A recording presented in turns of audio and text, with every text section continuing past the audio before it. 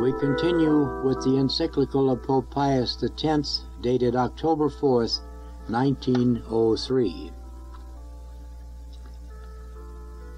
As to the means to be employed in attaining this great end, it seems superfluous to name them, for they are obvious of themselves.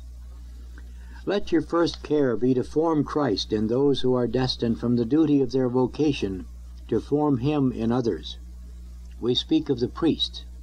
Venerable brethren, for all who bear the seal of the priesthood must know that they have the same mission to the people in the midst of whom they live, as that which Paul proclaimed that he received in these tender words: "My little children, of whom I am in labor again until Christ be formed in you."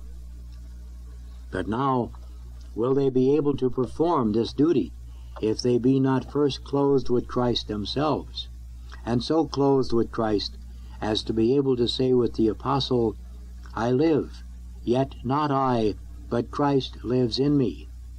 For me to live is Christ." Hence, although all are included in the exhortation to advance towards the perfect man in the measure of the age of the fullness of Christ, it is addressed before all others to those who exercise the sacerdotal ministry. Thus, these are called another Christ, not merely by the communication of power, but by reason of the imitation of his works, and they should therefore bear stamped upon themselves the image of Christ. This being so, venerable brethren, of what nature and magnitude is the care that must be taken by you in forming the clergy to holiness? All other tasks must yield to this one, wherefore the chief part of your diligence will be directed to governing and ordering your seminaries aright, so that they may flourish equally in the soundness of their teaching and in the spotlessness of their morals. Regard your seminary as the delight of your hearts, and neglect on its behalf none of those provisions which the Council of Trent has, with admirable forethought, prescribed. And when the time comes for promoting the youthful candidates to holy orders, do not forget what Paul wrote to Timothy: "Impose not hands lightly upon any man," bearing carefully in mind that as a general rule the faithful will be such as are those whom you call to the priesthood. Do not then pay heed to private interest of any kind, but have at heart only God and the Church and the eternal welfare of souls, so that, as the Apostle admonishes, you may not be partakers of the sins of others. Then again, be not lacking in solicitude for young priests who have just left the seminary. From the bottom of our heart we urge you to bring them often close to your breast, which should burn with celestial fire. Kindle them, inflame them, so that they may aspire solely after God and the salvation of souls. Rest assured, venerable brethren, that we, on our side, will use the greatest diligence to prevent the members of the clergy from being drawn to the snares of a certain new and fallacious science, which savoreth not of Christ, but with masked and cunning arguments strives to open the door to the errors of rationalism and semi-rationalism, against which the Apostle warned Timothy to be on his guard, when he wrote, "Keep that which is committed to thy trust, avoiding the profane novelties of words and oppositions of knowledge falsely so called, which some promising have erred concerning the faith." This does not prevent us from esteeming worthy of praise those young priests who dedicated themselves to useful studies in every branch of learning, the better to prepare themselves to defend the truth and to refute the calumnies of the enemies of the faith. Yet we cannot conceal, nay, we proclaim in the most open manner possible, that our preference is, and ever will be, for those who, while cultivating ecclesiastical and literary erudition, dedicate themselves more closely to the welfare of souls through the exercise of those ministries proper to a priest, jealous of the divine glory. It is a good grief and a continual sorrow to our heart to find Jeremiah's lamentation applicable to our times. The little ones asked for bread, and there was none to break it to them. For there are not lacking among the clergy those who adapt themselves according to their bent to works of more apparent than real solidity. But not so numerous, perhaps, are those who, after the example of Christ, take to themselves the words of the prophet, "The Spirit of the Lord hath anointed me, hath sent me to evangelize the poor, to heal the contrite of heart, to announce freedom to the captive, and sight to the blind." Yet who can fail to see, venerable brethren, that while men are led by reason and liberty, the principal way to restore the empire of God in their souls is religious instruction? How many there are who mimic Christ and abhor the Church and the Gospel more through ignorance than through badness of mind, of whom it may well be said, "They blaspheme whatever things they know not." This is found to be the case not only among the people at large and among the lowest classes, who are thus easily led astray, but even among the more cultivated, and among those endowed moreover with uncommon education.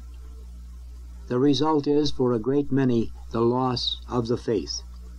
For it is not true that the progress of knowledge extinguishes the faith. Rather is it ignorance, and the more ignorance prevails, the greater is the havoc wrought by incredulity. And this is why Christ commanded the apostles, "Going forth, teach all nations." But in order that the desired fruit may be derived from this apostolate and this zeal for teaching, and that Christ may be formed in all, be it remembered, venerable brethren, that no means is more efficacious than charity. For the Lord is not in the earthquake. It is vain to hope to attract souls to God by a bitter zeal. On the contrary, harm is done more often than good by taunting men harshly with their faults, and reproving their vices with asperity. True, the apostle exhorted Timothy, "Accuse, beseech, rebuke," but he took care to add, "with all patience." Jesus has certainly left us examples of this. "Come to me," we find him saying, "Come to me, all ye that labor and are burdened, and I will refresh you." And by those that labor and are burdened he meant only those who are slaves of sin and error. What gentleness was that shown by the divine Master! What tenderness, what compassion towards all kinds of misery! Isaiah has marvelously described his heart in the words, "I will set my spirit upon him. He shall not contend, nor cry out. The bruised reed he will not break. He will not extinguish the smoking flax." This charity, patient and kind, will extend itself also to those who are hostile to us and persecute us. "We are reviled," thus did St. Paul protest, "and we bless. We are persecuted, and we suffer it. We are blasphemed, and we entreat." They perhaps seem to be worse than they really are. Their associations with others, prejudice, the counsel, advice, and example of others, and finally an ill-advised shame have dragged them to the side of the impious. But their wills are not so depraved as they themselves would seek to make people believe. Who will prevent us from hoping that the flame of Christian charity may dispel the darkness from their minds, and bring to them light and the peace of God? It may be that the fruit of our labors may be slow in coming, but charity wearies not with waiting, knowing that God prepares his rewards not for the results of toil, but for the good will shown in it. It is true, venerable brethren, that in this arduous task of the restoration of the human race in Christ, neither you nor your clergy could exclude all assistance. We know that God recommended everyone to have a care for his neighbor.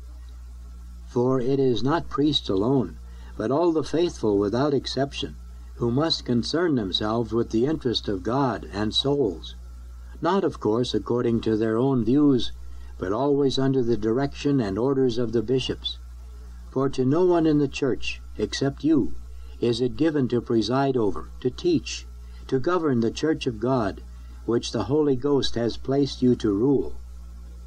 Our predecessors have long since approved and blessed those Catholics who have banded together in societies of various kinds, but always religious in their aim. We too have no hesitation in awarding our praise to this great idea, and we earnestly desire to see it propagated and flourish in town and country. But we wish that all such associations aim first and chiefly at the constant maintenance of Christian life among those who belong to them. For truly it is of little avail to discuss questions with nice subtlety, or to discourse eloquently of rights and duties, when all this is unconnected with practice. The times we live in demand action, but action which consists entirely in observing with fidelity and zeal the divine laws and the precepts of the Church, in the frank and open profession of religion, in the exercise of every kind of charitable works, without regard to self-interest or worldly advantage. Such luminous examples given by the great army of soldiers of Christ will be of much greater avail in moving and drawing men than words and sublime dissertations. And it will easily come about that when human respect has been driven out, and prejudices and doubting laid aside, large numbers will be won to Christ, becoming in their turn promoters of his knowledge and love, which are the road to true and solid happiness. Oh, when in every city and village the law of the Lord is faithfully observed, when respect is shown for sacred things, when the sacraments are frequented and the ordinances of Christian life fulfilled, there will certainly be no more need for us to labor further to see all things restored in Christ. Nor is it for the attainment of eternal welfare alone that this will be of service. It will also contribute largely to temporal welfare and the advantage of human society. For when these conditions have been secured, the upper and wealthy classes will learn to be just and charitable to the lowly, and these will be able to bear with tranquility and patience the trials of a very hard lot. The citizens will obey not lust but law. Reverence and love will be deemed a duty towards those that govern, whose power comes only from God. And then at last it will be clear to all that the Church, such as it was instituted by Christ, must enjoy full and entire liberty and independence from all foreign dominion. And we, in demanding that same liberty, are defending not only the sacred rights of religion, but are also consulting the commonweal and the safety of nations. For it continues to be true that piety is useful for all things. When this is strong and flourishing, the people will truly sit in the fullness of peace. May God, who is rich in mercy, benignly speed this restoration of the human race in Jesus Christ. For it is not of him that willeth, or of him that runneth, but of God that showeth mercy. And let us, venerable brethren, in the spirit of humility, with continuous and urgent prayer, ask this of him through the merits of Jesus Christ. Let us turn too to the most powerful intercession of the Divine Mother, to obtain which we, addressing to you this letter of ours, on the day appointed especially for commemorating the Holy Rosary, ordain and confirm all our predecessors' prescriptions with regard to the dedication of the present month to the August Virgin, by the public recitation of the Rosary in all churches, with the further exhortation that as intercessors with God, appeal be also made to the most pure spouse of Mary, the patron of the Catholic Church, and the holy princes of the apostles, Peter and Paul. And that all this may be realized in fulfillment of our ardent desire, and that everything may be prosperous with you, we invoke upon you the most bountiful gifts of divine grace. And now, in testimony of that most tender charity wherewith we embrace you and all the faithful whom divine providence has entrusted to us, we impart with all affection in the Lord the apostolic blessing to you, venerable brethren, to the clergy, and to your people. Given at Rome at St. Peter's on the 4th day of October, 1903, in the first year of our pontificate. The encyclical of Pope Pius X on the restoration of all things in Christ. The oath against modernism, given by His Holiness St. Pius X, September 1st, 1910, to be sworn to by all clergy, pastors, confessors, preachers, religious superiors, and professors in philosophical theological seminaries. I firmly embrace and accept each and every definition has been set forth and declared by the unerring teaching authority of the Church, especially those principal truths which are directly opposed to the errors of this day. And first of all, I profess that God, the origin and end of all things, can be known with certainty by the natural light of reason from the created world, that is, from the visible works of creation, as a cause from its effects, and that therefore His existence can also be demonstrated. Secondly, I accept and acknowledge the external proofs of revelation, that is, divine acts, and especially miracles and prophecies, as the surest signs of the divine origin of the Christian religion, and I hold that these same proofs are well adapted to the understanding of all eras and all men, even of this time. Thirdly, I believe with equally firm faith that the Church, the guardian and teacher of the revealed Word, was personally instituted by the real and historical Christ when He lived among us, and that the Church was built upon Peter, the prince of the apostolic hierarchy, and his successors for the duration of time. Fourthly, I sincerely hold that the doctrine of faith was handed down to us from the apostles through the Orthodox Fathers, in exactly the same meaning and always in the same purport. Therefore, I entirely reject the heretical misrepresentation that dogmas evolve and change from one meaning to another different from the one which the Church held previously. I also condemn every error according to which, in place of the divine deposit which has been given to the spouse of Christ, to be carefully guarded by her, there is put a philosophical figment or product of a human conscience that has gradually been developed by human effort and will continue to develop indefinitely. Fifthly, I hold with certainty and sincerely confess that faith is not a blind sentiment of religion welling up from the depths of the subconscious under the impulse of the heart and the motion of a will trained to morality, but faith is a genuine assent of the intellect to truth, received by hearing from an external source. By this assent, because of the authority of the supremely truthful God, we believe to be true that which has been revealed and attested to by a personal God, our Creator and Lord. Furthermore, with due reverence, I submit and adhere with my whole heart to the condemnations, declarations, and all the prescripts contained in the encyclical Pascendi, and in the decree Lamentabili, especially those concerning what is known as the history of dogmas.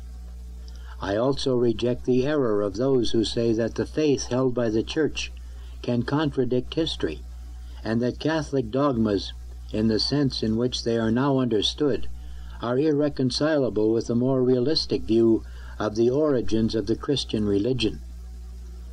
I also condemn and reject the opinion of those who say that a well-educated Christian assumes a dual personality, that of a believer and at the same time of a historian, as if it were permissible for a historian to hold things that contradict the faith of the believer, or to establish premises which, provided there be no direct denial of dogmas, would lead to the conclusion that dogmas are either false or doubtful.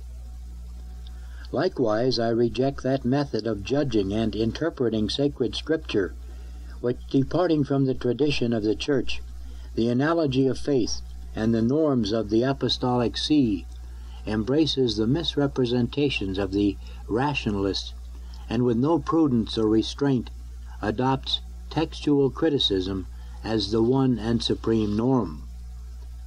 Furthermore, I reject the opinion of those who hold that a professor lecturing or writing on a historico-theological subject should first put aside any preconceived opinion about the supernatural origin of Catholic tradition, or about the divine promise of help to preserve all revealed truth forever, and that they should then interpret the writings of each of the Fathers solely by scientific principles, excluding all sacred authority, and with the same liberty of judgment that is common in the investigation of all ordinary historical documents. Finally, I declare that I am completely opposed to the error of the modernists who hold that there is nothing divine in sacred tradition, or what is far worse, say that there is, but in a pantheistic sense, with the result that there would remain nothing but this plain, simple fact, one to be put on a par with the ordinary facts of history, the fact, namely, that a group of men, by their own labor, skill, and talent, have continued through subsequent ages a school begun by Christ and his apostles. I firmly hold then, and shall hold to my dying breath, the belief of the Fathers in the charism of truth, which certainly is, was, and always will be, in the succession of the episcopacy from the apostles. The purpose of this, then, not that dogma may be tailored according to what seems better and more suited to the culture of each age, rather that the absolute and immutable truth preached by the apostles from the beginning may never be believed to be different, may never be understood in any other way. I promise that I shall keep all these articles faithfully, entirely, and sincerely, and guard them inviolate, in no way deviating from them in teaching or in any way in word or in writing. Thus I promise, this I swear, so help me God. The Oath Against Modernism, given by His Holiness St. Pius X, September 1st, 1910. Quo Primum Apostolic Constitution, Pope Pius V, July 14th, 1570. From the very first, upon our elevation to the chief apostleship, we gladly turned our mind and energies and directed all our thoughts to those matters which concerned the preservation of a pure liturgy, and we strove with God's help by every means in our power to accomplish this purpose. For besides other decrees of the Sacred Council of Trent, there were stipulations for us to revise and re-edit the sacred books, the Catechism, the Missal, and the Breviary. With the Catechism published for the instruction of the faithful, by God's help, and the Breviary thoroughly revised for the worthy praise of God, in order that the Missal and the Breviary may be in perfect harmony, as fitting and proper, for it's most becoming that there be in the Church only one appropriate manner of reciting the Psalms, and only one rite for the celebration of Mass. We deemed it necessary to give our immediate attention to what still remained to be done, in other words, the re-editing of the Missal, as soon as possible. Hence we decided to entrust this work to learned men of our selection. They very carefully collated all their work with the ancient codices in our Vatican library, and with reliable, preserved, or amended codices from elsewhere. Besides this, these men consulted the works of ancient and approved authors concerning the same sacred rites, and thus they have restored the Missal itself to the original form and the rite of the Holy Fathers.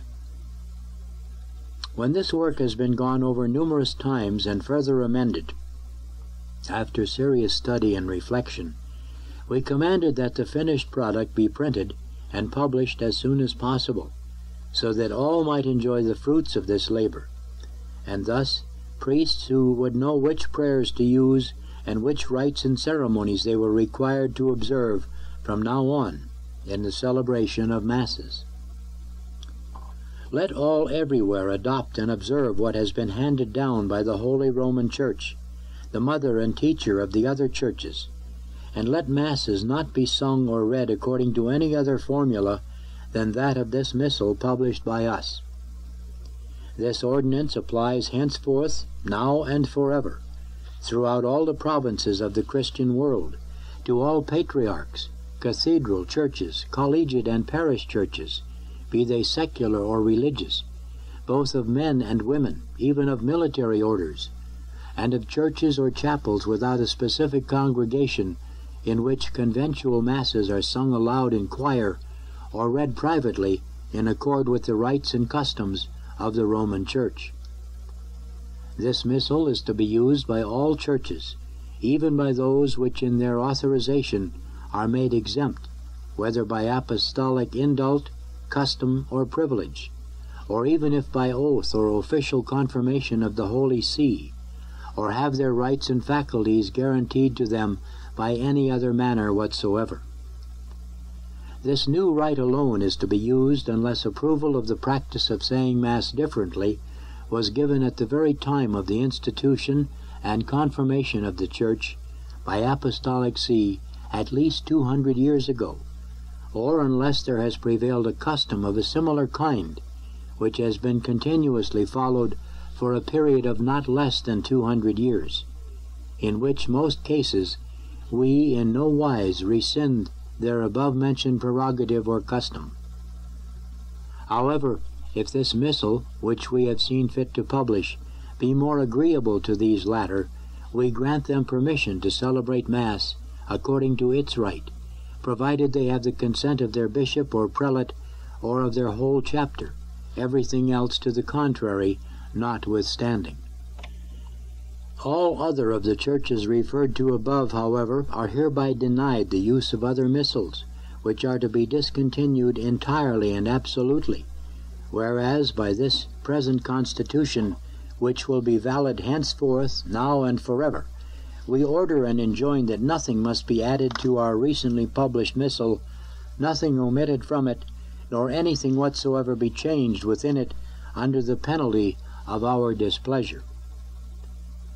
We specifically command each and every patriarch, administrator, and all other persons, or whatever ecclesiastical dignity they may be they even cardinals of the Holy Roman Church, or possessed of any other rank or preeminence, and we order them, in virtue of holy obedience, to chant or to read the Mass according to the rite and manner and norm herewith laid down by us, and hereafter to discontinue and completely discard all other rubrics and rites of other missals, however ancient, which they have customarily followed.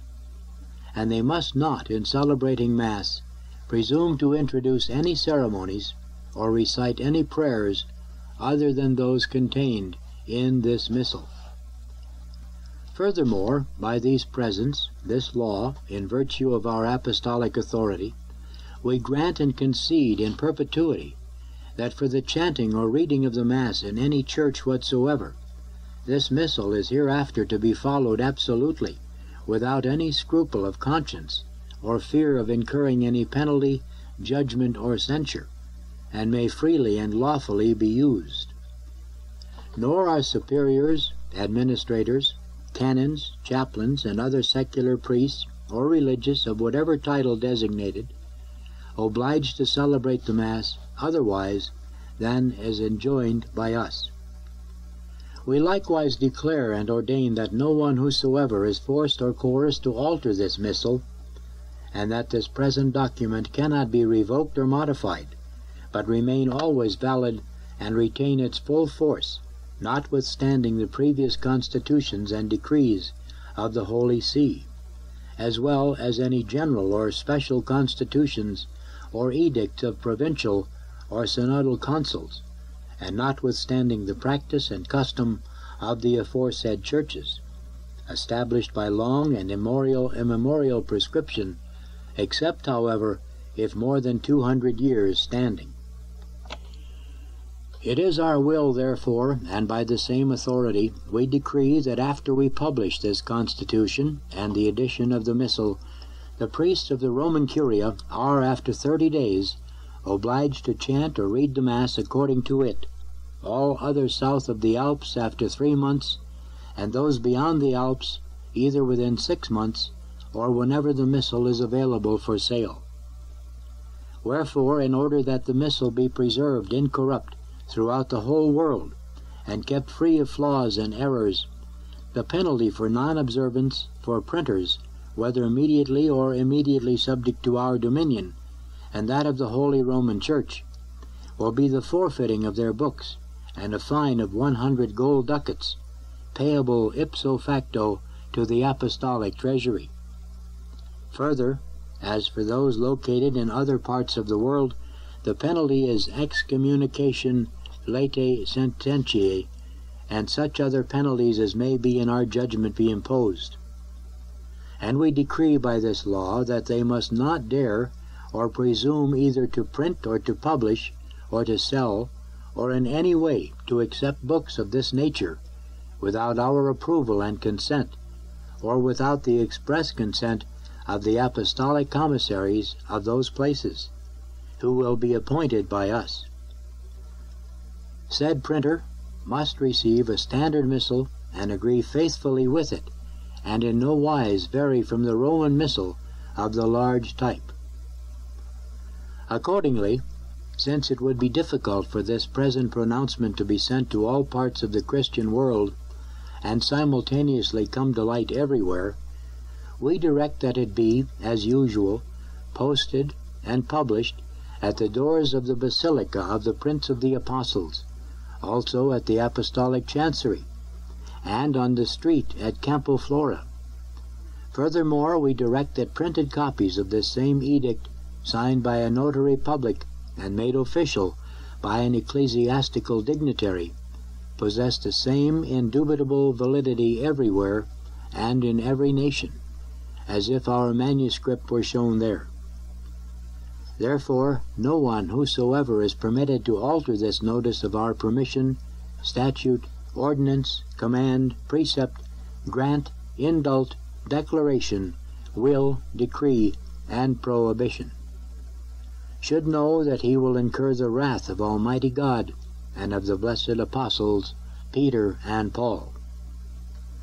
Given at St. Peter's in the year of the Lord's Incarnation, 1570, on the 14th of July of the 5th year of our pontificate.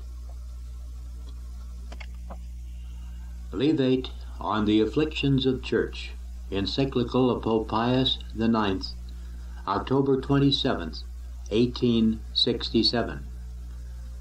To the venerable brothers, patriarchs, primates, archbishops, and bishops of the entire Catholic community, in favor and communion with the Apostolic See. Venerable brothers, greetings and apostolic benediction. Lift up your eyes, venerable brothers, look about you and grieve at the evil abominations which now defile unhappy Italy. We can but humbly revere the inscrutable judgments of God, which destined us to live in these most sorrowful times. By the efforts of many, particularly those who hold power in Italy, the venerable commands of God and the sacred laws of the Church are completely despised.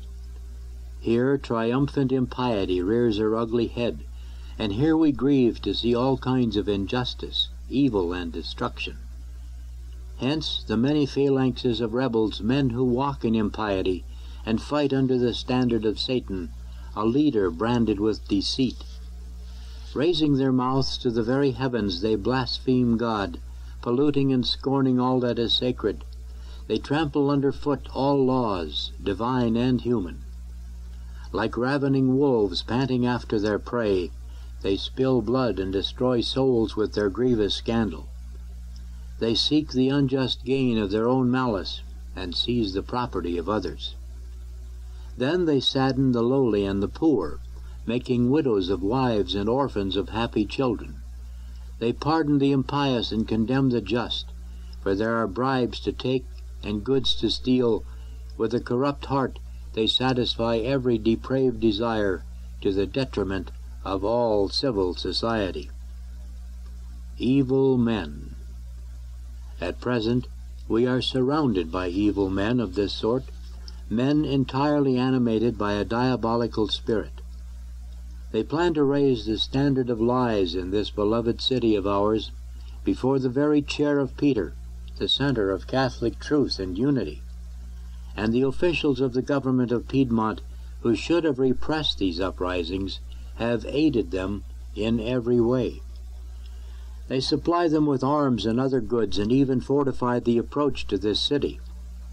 But these officials, though they hold the highest rank in civil government, are fearful because, through their wickedness, they ensnare themselves in a net of ecclesiastical penalties and censures. In the humility of our heart, we continue to beseech the God of mercy to return these miserable men to a salutary penitence and to the straight path of justice, religion, and piety. Nevertheless, we must declare the dangers we are exposed to in this hour of darkness. We tranquilly await whatever events may bring, be it nefarious frauds, calumnies, treachery, or lies. We place all our hope in the God of our salvation, who is our helper and strength in all our tribulations. He does not permit those who trust in him to be confounded. He who thwarts the attacks of the impious and breaks the necks of sinners. In the meantime, we are anxious to inform you and your faithful of the sad condition and the great danger in which we live, due especially to the activity of the Piedmont government. Although our faithful army defends us vigorously and heroically, it is clear that they cannot resist for long because they are greatly outnumbered by these unjust aggressors. The filial piety of our subjects, now greatly reduced in number by the evil usurpers, consoles us. But we must also grieve, since they suffer serious dangers rising against them from the savage throngs of the wicked, who terrify them constantly with all sorts of threats and plunder them exhaustively. Evils in Poland and Russia.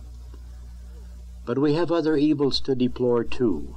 You know well from our consistorial address of October 29th of last year, and from its publication with supporting documents, the many calamities with which the Catholic Church and her sons are troubled in the Russian Empire and in the Polish kingdom. There the Catholic bishops, the ecclesiastics, and the lay faithful are exiled, thrown into prison, harassed in every way, robbed of their possessions, and oppressed with severe penalties. The canons and laws of the Church are completely trampled underfoot. And not at all content with this, the Russian government continues with its long-standing plan to violate the teaching of the Church and to break the chain of union and communication between those faithful to us and the Holy See. The government strives to overthrow the Catholic religion completely in regions separating the faithful from the Church in order to draw them into a disastrous schism. With great sorrow, we inform you that that government has issued 2 decrees after the last address we mentioned. An abhorrent decree promulgated last May 22nd suppressed the Polish diocese of Polakia, together with its college of canons, the consistory general, and the diocesan seminary.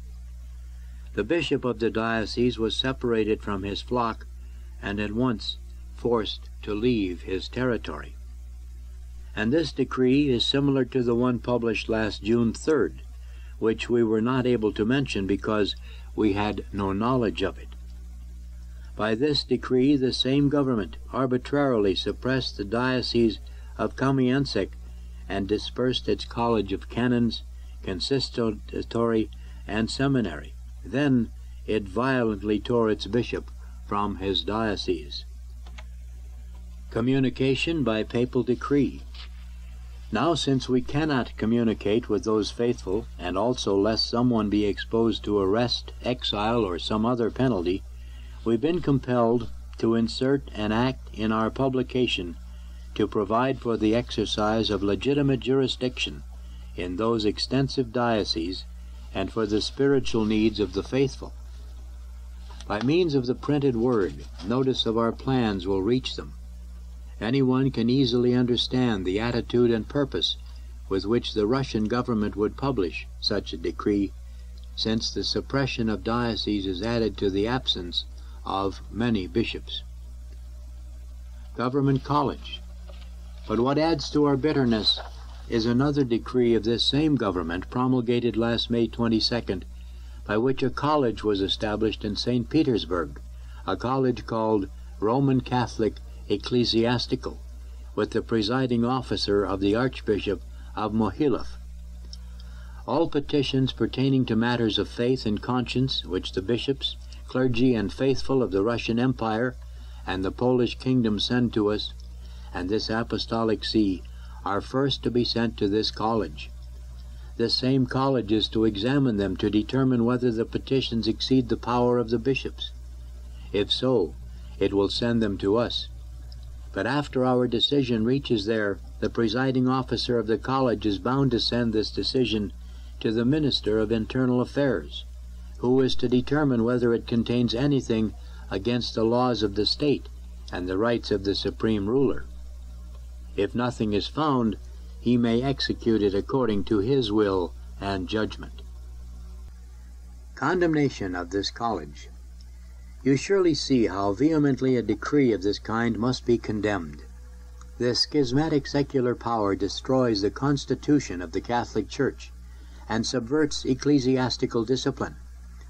Furthermore, it inflicts the greatest injury on our supreme pontificate, on the power and authority of this Holy See and of the bishops, and on the liberty of the highest pastor of all the faithful. It therefore drives the faithful to a mournful schism and even tramples underfoot natural law in matters pertaining to faith and conscience. Add to this that the Catholic Academy of Warsaw has been closed and that a sad ruin awaits the Ruthenian diocese of Chelm and Belgium. And what is most grievous is that a certain priest, Wojcicki, has been found whose faith is suspect and who has no regard for ecclesiastical penalties and censures, nor for the terrible judgment of God. He was not afraid to accept the rule and administration of this same diocese from that civil power, nor to issue ordinances contrary to ecclesiastical discipline and favoring schism. In these calamitous difficulties no one fights for us except our Lord and God. We earnestly beseech you, because of your love for things Catholic and your devotion to us, that you join your most fervent prayers with ours. Together with all your clergy and faithful people, beseech God unceasingly to snatch his holy Church and us from such great evils. The sons of this same Church, who are most dear to us, are exposed to many plots and afflicted with many hardships almost everywhere, but especially in Italy, in the Russian Empire, in the Kingdom of Poland. Pray that God may aid and defend them by his omnipotent power. Pray that he may preserve, confirm, and strengthen them more each day in the Catholic faith and the profession of its salutary doctrines. Pray that he thwart all the impious plans of hostile men, recalling them from the abyss of iniquity in the way of salvation, and leading them to the path of his commandments. Plenary indulgences. Therefore, we desire that within 6 months a 3-day period of public prayer be proclaimed in your diocese. For those beyond the sea, the proclamation should be made within 1 year. To encourage more ardent devotion at these prayers, we grant mercifully in the Lord a plenary indulgence and the remission of all their sins to each and all the faithful in Christ, both men and women, who are devoutly present at these prayers on these 3 days, who have prayed to God for the present necessities of the Church according to our intention, who have expiated their sins by sacramental confession, and who have received Holy Communion. But to the faithful who with at least a contrite heart are present on any of these days and have performed the other works, we grant an indulgence of 7 years, and we relax as many 40-day periods of the penance enjoined on them or otherwise owed by them in accordance with the usual custom of the Church. We also grant that these indulgences, all and singly, the remission of sins and the relaxation of penances, are applicable by way of suffrage to the souls of the faithful, who, joined to God by love, have left this life. We also declare that anything to the contrary has no power to resist our decrees. Finally, nothing is more pleasing to us than that we may use this occasion to testify and confirm the great benevolence with which we embrace you in the Lord.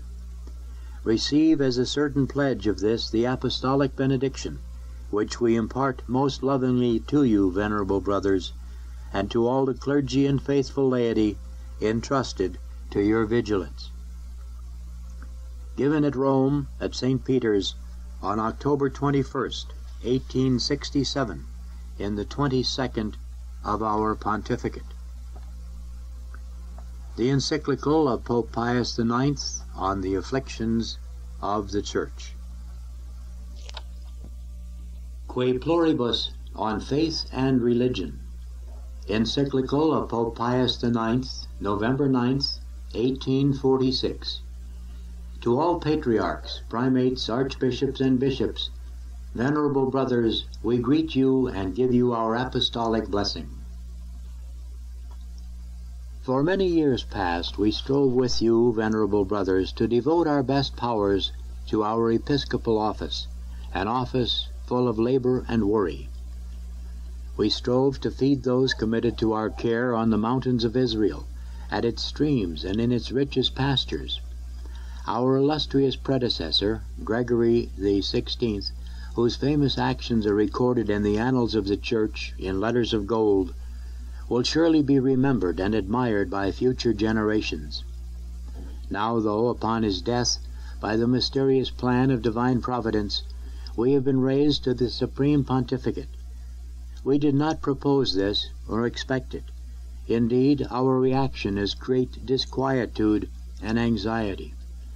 For if the burden of the apostolic ministry is rightly considered to be at all times exceedingly heavy and beset with dangers, it is to be dreaded most particularly in these times which are so critical for the Christian commonwealth.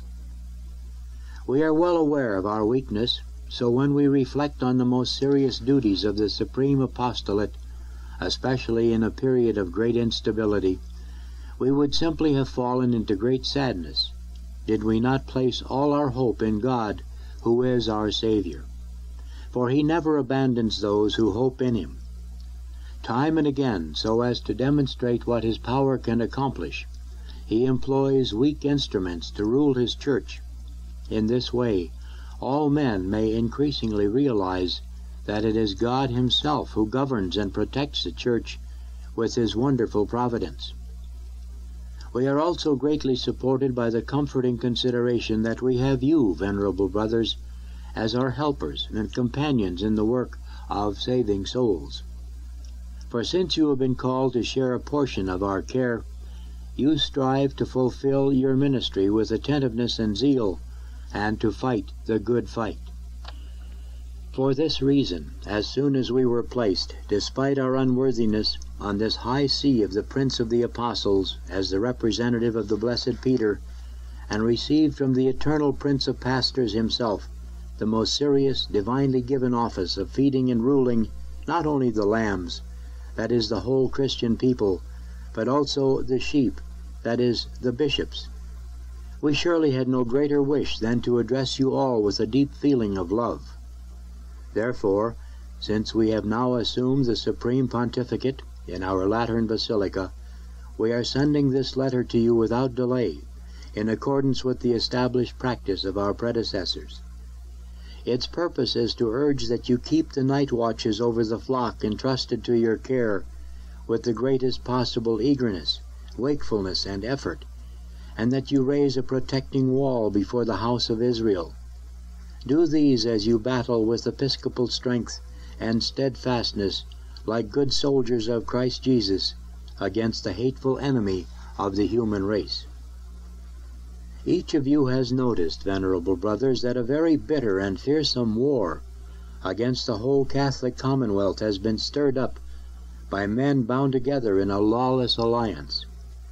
These men do not preserve sound doctrine, but turn their hearing from the truth. They eagerly attempt to produce from their darkness all sorts of prodigious beliefs, and then to magnify them with all their strength, and to publish them and spread them among ordinary people. We shudder indeed, and suffer bitter pain, when we reflect on all their outlandish errors and their many harmful methods, plots, and contrivances. These men use these means to spread their hatred for truth and light. They are experienced and skillful in deceit, which they use to set in motion their plans to quench people's zeal for piety, justice, and virtue, to corrupt morals, to cast all divine and human laws into confusion, and to weaken and even possibly overthrow the Catholic religion and civil society. For you know, venerable brothers, that these bitter enemies of the Christian name are carried wretchedly along by some blind momentum of their mad impiety. They go so far in their rash imagining as to teach, without blushing, openly and publicly, daring and unheard of doctrines, thereby uttering blasphemies against God. They teach that the most holy mysteries of our religion are fictions of human invention, and that the teaching of the Catholic Church is opposed to the good and the prerogatives of human society. They are not even afraid to deny Christ himself and God. In order to easily mislead the people into making errors, deceiving particularly the imprudent and the inexperienced, they pretend that they alone know the ways to prosperity. They claim for themselves without hesitation the name of philosophers. They feel as if philosophy, which is wholly concerned with the search for truth in nature, ought to reject those truths which God himself, the supreme and merciful creator of nature, has deigned to make plain to men as a special gift. With these truths, mankind can gain true happiness and salvation. So by means of an obviously ridiculous and extremely specious kind of argumentation, these enemies never stop invoking the power and excellence of human reason. They raise it up against the most holy faith of Christ, and they blather with great foolhardiness that this faith is opposed to human reason. Without doubt, nothing more insane than such a doctrine, nothing more impious or more opposed to reason itself could be devised.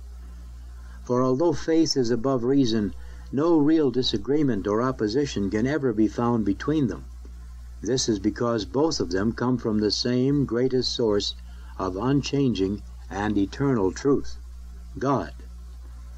They give such reciprocal help to each other that true reason shows, maintains, and protects the truth of the faith, while faith frees reason from all errors and wondrously enlightens, strengthens, and perfects reason with the knowledge of divine matters. It is with no less deceit, venerable brothers, that other enemies of divine revelation, with reckless and sacrilegious effrontery, want to import the doctrine of human progress into the Catholic religion.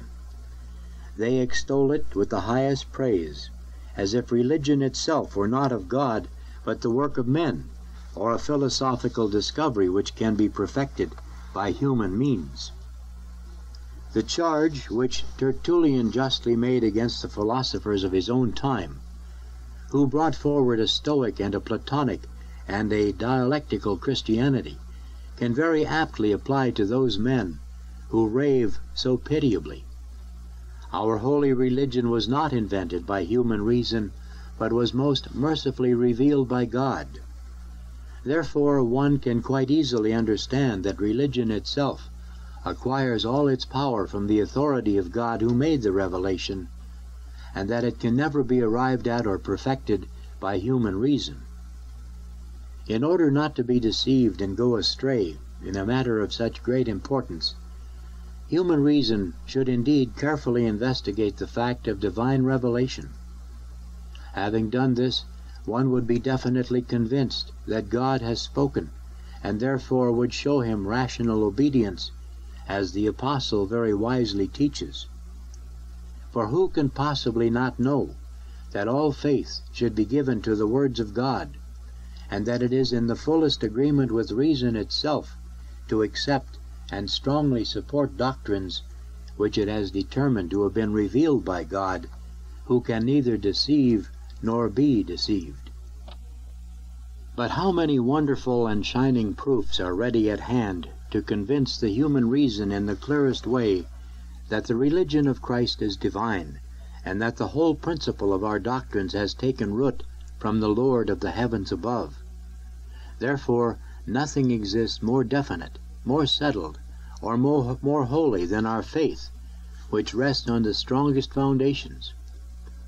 This faith, which teaches for life and points towards salvation, which casts out all vices, and is the fruitful mother and nurse of the virtues, has been established by the birth, life, death, resurrection, wisdom, wonders, and prophecies of Christ Jesus, its divine author and perfecter. Shining forth in all directions with the light of teaching from on high, and enriched with the treasures of heavenly wealth, this faith grew famed and notable by the foretellings of so many prophets, the luster of so many miracles, the steadfastness of so many martyrs, and the glory of so many saints.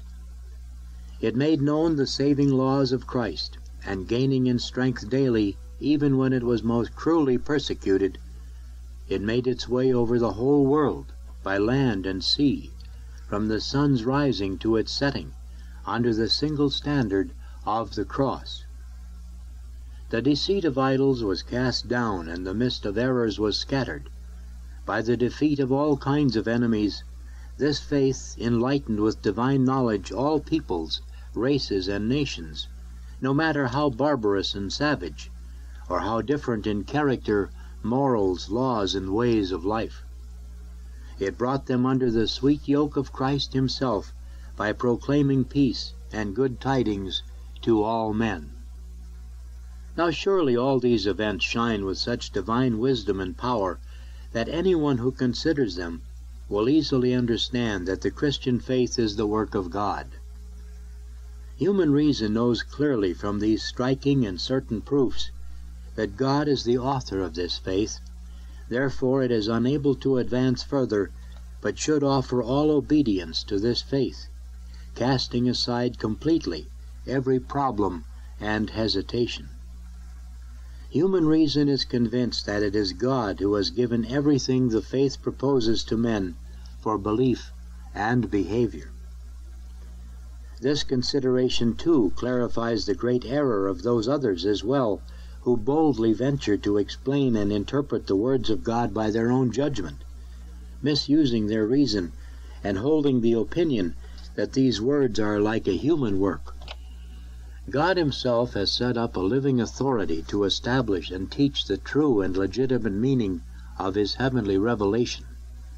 This authority judges infallibly all disputes which concern matters of faith and morals, lest the faithful be swirled around by every wind of doctrine which springs from the evilness of men in encompassing error.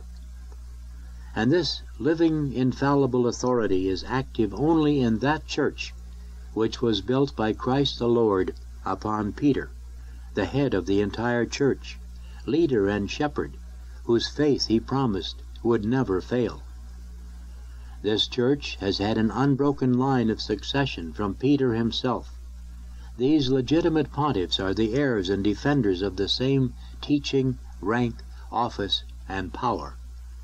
And the church is where Peter is, and Peter speaks in the Roman pontiff, living at all times in his successors, and making judgment, providing the truth of the faith to those who seek it. The divine words therefore mean what this Roman see of the most blessed Peter holds and has held. For this mother and teacher of all the churches has always preserved entire and unharmed the faith entrusted to it by Christ the Lord. Furthermore, it has taught it to the faithful, showing all men truth and the path of salvation. Since all priesthood originates in this church, the entire substance of the Christian religion resides there also. The leadership of the Apostolic See has always been active, and therefore, because of its preeminent authority, the whole church must agree with it. The faithful who live in every place constitute the whole church. Whoever does not gather with this church scatters. We therefore, placed inscrutably by God upon this chair of truth, eagerly call forth in the Lord your outstanding piety, venerable brothers. We urge you to strive carefully and zealously, to continually warn and exhort the faithful entrusted to your care, to hold to these first principles. Urge them never to allow themselves to be deceived and led into error by men who have become abominable in their pursuits. These men attempt to destroy faith on the pretext of human progress, subjecting it to an impious manner to reason and changing the meaning of the words of God. Such men do not shrink from the greatest insults to God himself, who cares for the good and the salvation of men by means of his heavenly religion. You already know well, venerable brothers, the other portentous errors and deceits by which the sons of this world try most bitterly to attack the Catholic religion and the divine authority of the Church and its laws. They would even trample underfoot the rights both of the sacred and of the civil power. For this is the goal of the lawless activities against this Roman See, in which Christ placed the impregnable foundation of his Church. This is the goal of those secret sects who have come forth from the darkness to destroy and desolate both the sacred and the civil commonwealth. These have been condemned with repeated anathema in the apostolic letters of the Roman pontiffs who preceded us. We now confirm these with the fullness of our apostolic power, and command that they be most carefully observed. This is the goal, too, of the crafty Bible societies which renew the old skill of the heretics and ceaselessly force on people of all kinds, even the uneducated, gifts of the Bible. They issue these in large numbers and at great cost in vernacular translations, which infringe the holy rules of the Church. The commentaries which are included often contain perverse explanations. So, having rejected divine tradition, the doctrine of the Fathers, and the authority of the Catholic Church, they all interpret the words of the Lord by their own private judgment, thereby perverting their meaning. As a result, they fall into the greatest errors. Gregory XVI, of happy memory, our superior predecessor, followed the lead of his own predecessors in rejecting these societies in his apostolic letters. It is our will to condemn them likewise. Also perverse is the shocking theory that it makes no difference to which religion one belongs, a theory which is greatly at variance even with reason. By means of this theory, those crafty men remove all distinction between virtue and vice, truth and error, honorable and vile action. They pretend that men can gain eternal salvation by the practice of any religion, as if there could ever be any sharing between justice and iniquity, any collaboration between light and darkness, or any agreement between Christ and Belial. The sacred celibacy of clerics has also been the victim of conspiracy. Indeed, some churchmen have wretchedly forgotten their own rank and let themselves be converted by the charms and snares of pleasure. This is the aim, too, of the prevalent but wrong method of teaching, especially in the philosophical disciplines, a method which deceives and corrupts incautious youth in a wretched manner, and gives it as drink the poison of the serpent in the goblet of Babylon. To this goal also tends the unspeakable doctrine of communism as it is called, a doctrine most opposed to the very natural law. For if this doctrine were accepted, the complete destruction of everyone's laws, government, property, and even of human society itself would follow. To this end also tend the most dark designs of men in the clothing of sheep, while inwardly ravening wolves. They humbly recommend themselves by means of a feigned and deceitful appearance of a purer piety, a stricter virtue and discipline. After taking their captives gently, they mildly bind them and then kill them in secret. They make men fly in terror from all practice of religion, and they cut down and dismember the sheep of the Lord. To this end, finally, to omit other dangers which are too well known to you, tends the widespread, disgusting infection from books and pamphlets which teach the lessons of sinning. These works, well written and filled with deceit and cunning, are scattered at immense cost through every region for the destruction of the Christian people. They spread pestilential doctrines everywhere, and deprave the minds especially of the imprudent, occasioning great losses for religion. As a result of this filthy medley of errors which creeps in from every side, and as a result of the unbridled license to think, speak, and write, we see the following morals deteriorated: Christ's most holy religion despised, the majesty of divine worship rejected, the power of this apostolic see plundered, the authority of the Church attacked and reduced to base slavery, the rights of bishops trampled on, the sanctity of marriage infringed, the rule of every government violently shaken, and many other losses for both the Christian and the civil commonwealth. Venerable brothers, we are compelled to weep and share in your lament that this is the case. Therefore, in this great crisis for religion, because we are greatly concerned for the salvation of all the Lord's flock, and in fulfillment of the duty of our apostolic ministry, we shall certainly leave no measure untried in our vigorous effort to secure the good of the whole Christian family. Indeed, we especially call forth in the Lord your own illustrious piety, virtue, and prudence, venerable brothers. With these, and relying on heavenly aid, you may fearlessly defend the cause of God and His holy Church, as befits your station and the office for which you are marked. You must fight energetically, since you know very well what great wounds the undefiled spouse of Jesus Christ suffered, and how vigorous is the destructive attack of her enemies. You must also care for and defend the Catholic faith with episcopal strength, and see that the flock entrusted to you stands to the end firm and unmoved in the faith. For unless one preserves the faith entire and uninjured, he will without doubt perish forever. So, in accordance with your pastoral care, work assiduously to protect and preserve this faith.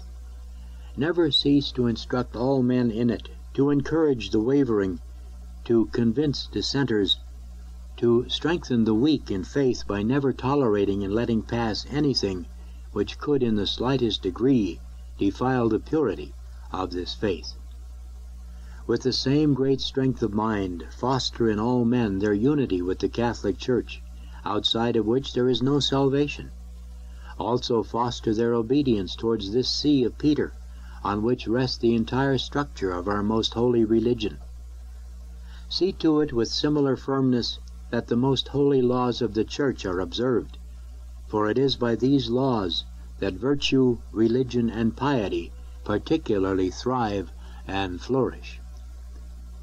It is an act of great piety to expose the concealments of the impious, and to defeat there the devil himself, whose slaves they are. Therefore, we entreat you to use every means of revealing to your faithful people the many kinds of plot, pretense, error, deceit, and contrivance which our enemies use. This will turn them carefully away from infectious books, Also exhort them unceasingly to flee from the sects and societies of the impious as from the presence of a serpent, earnestly avoiding everything which is at variance with the wholeness of faith, religion, and morality. Therefore, never stop preaching the gospel, so that the Christian people may grow in the knowledge of God by being daily better versed in the most holy precepts of the Christian law. As a result, they may turn from evil, do good, and walk in the ways of the Lord.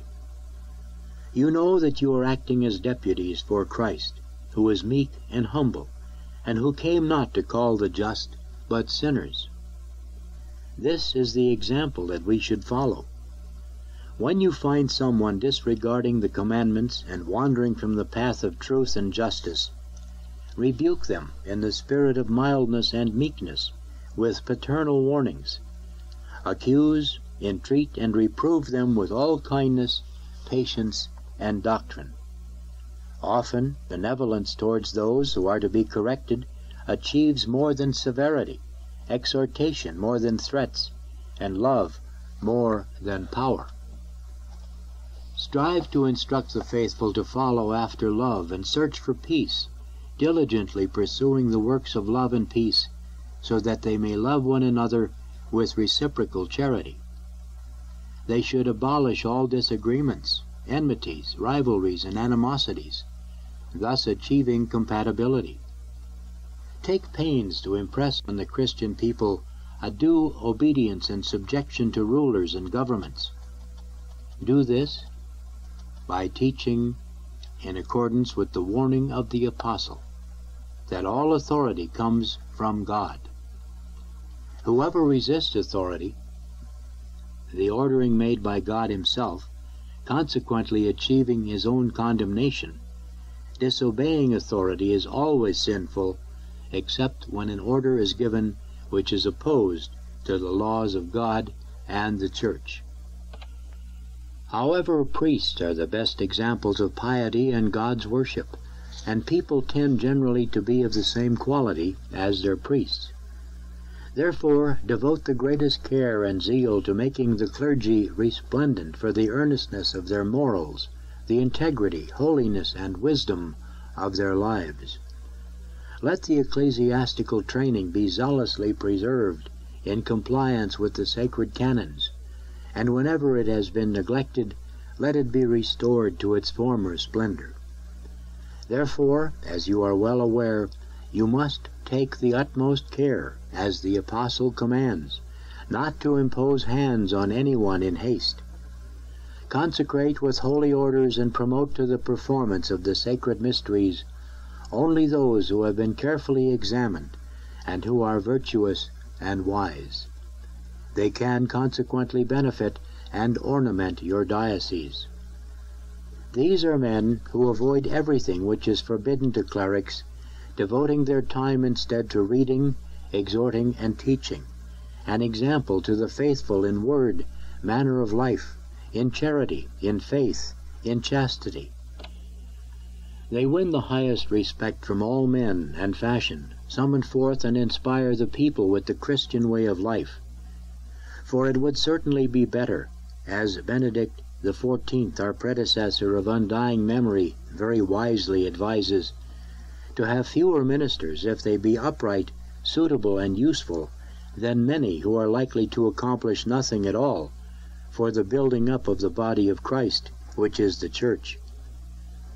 You must examine with greater diligence the morals and the knowledge of men who are entrusted with the care and guidance of souls, that they may be eager to continuously feed and assist the people entrusted to them by the administration of the sacraments, the preaching of God's Word, and the example of good works. They should be zealous in molding them to the whole plan and pattern of a religious way of life, and in leading them on to the path of salvation. When ministers are ignorant or neglectful of their duty, then the morals of the people also immediately decline. Christian discipline grows slack, the practice of religion is dislodged and cast aside, and every vice and corruption is easily introduced into the Church. The Word of God, which was uttered for the salvation of souls, is living, efficacious, and more piercing than a two-edged sword, so that it may not prove to be unfruitful through the fault of its ministers.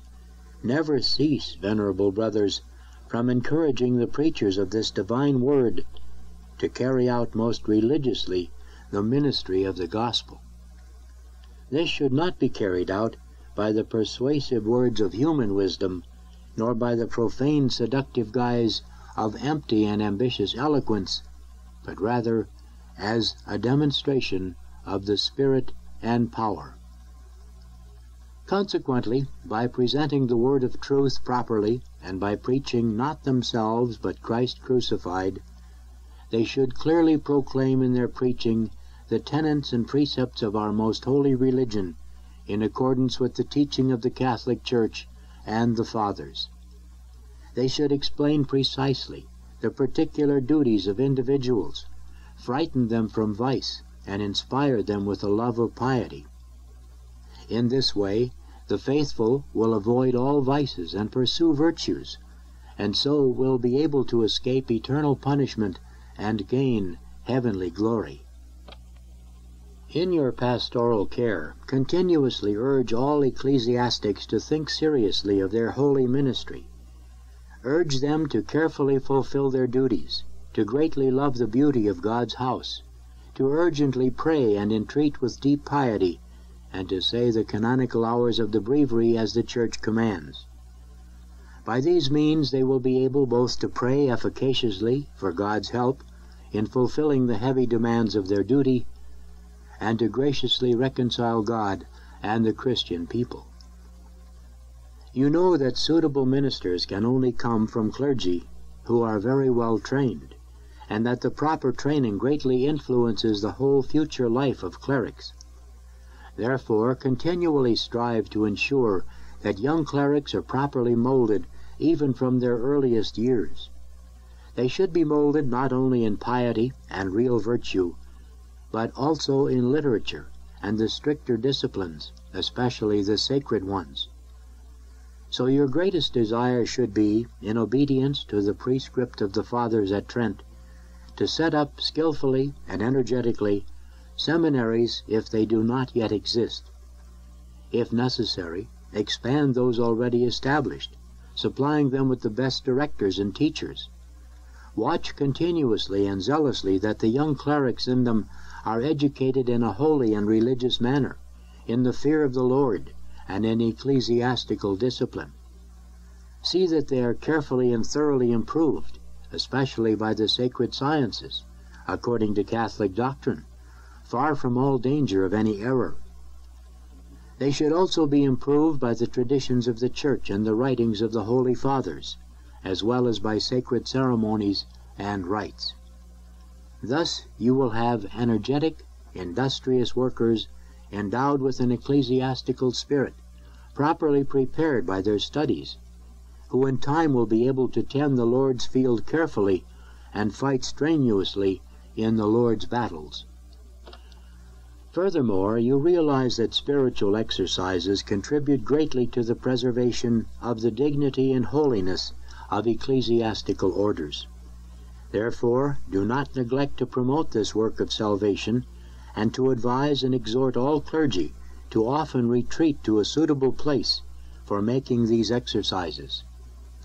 Laying aside external cares and being free to meditate zealously on eternal divine matters, they will be able to wipe away stains caused by the dust of the world and renew their ecclesiastical spirit. And stripping off the old man and his deeds, they will put on the new man, who was created in justice and holiness. Do not regret that we have spoken at length on the education and training of the clergy, for you are very well aware many men are weary of the difference, instability, and changing nature of their errors, and therefore want to profess our most holy religion. These men, with God's good help, will more easily embrace and practice the teaching, precepts, and way of life of this religion if they see that the clergy surpass all others in their piety, integrity, and wisdom, and in the noble example they give of all the virtues. We recognize your many worthy attributes, your burning charity towards God and men, your exalted love of the Church, your almost angelic virtues, your episcopal bravery, and your prudence. Being inspired to do His holy will, you are all followers in the footsteps of the apostles.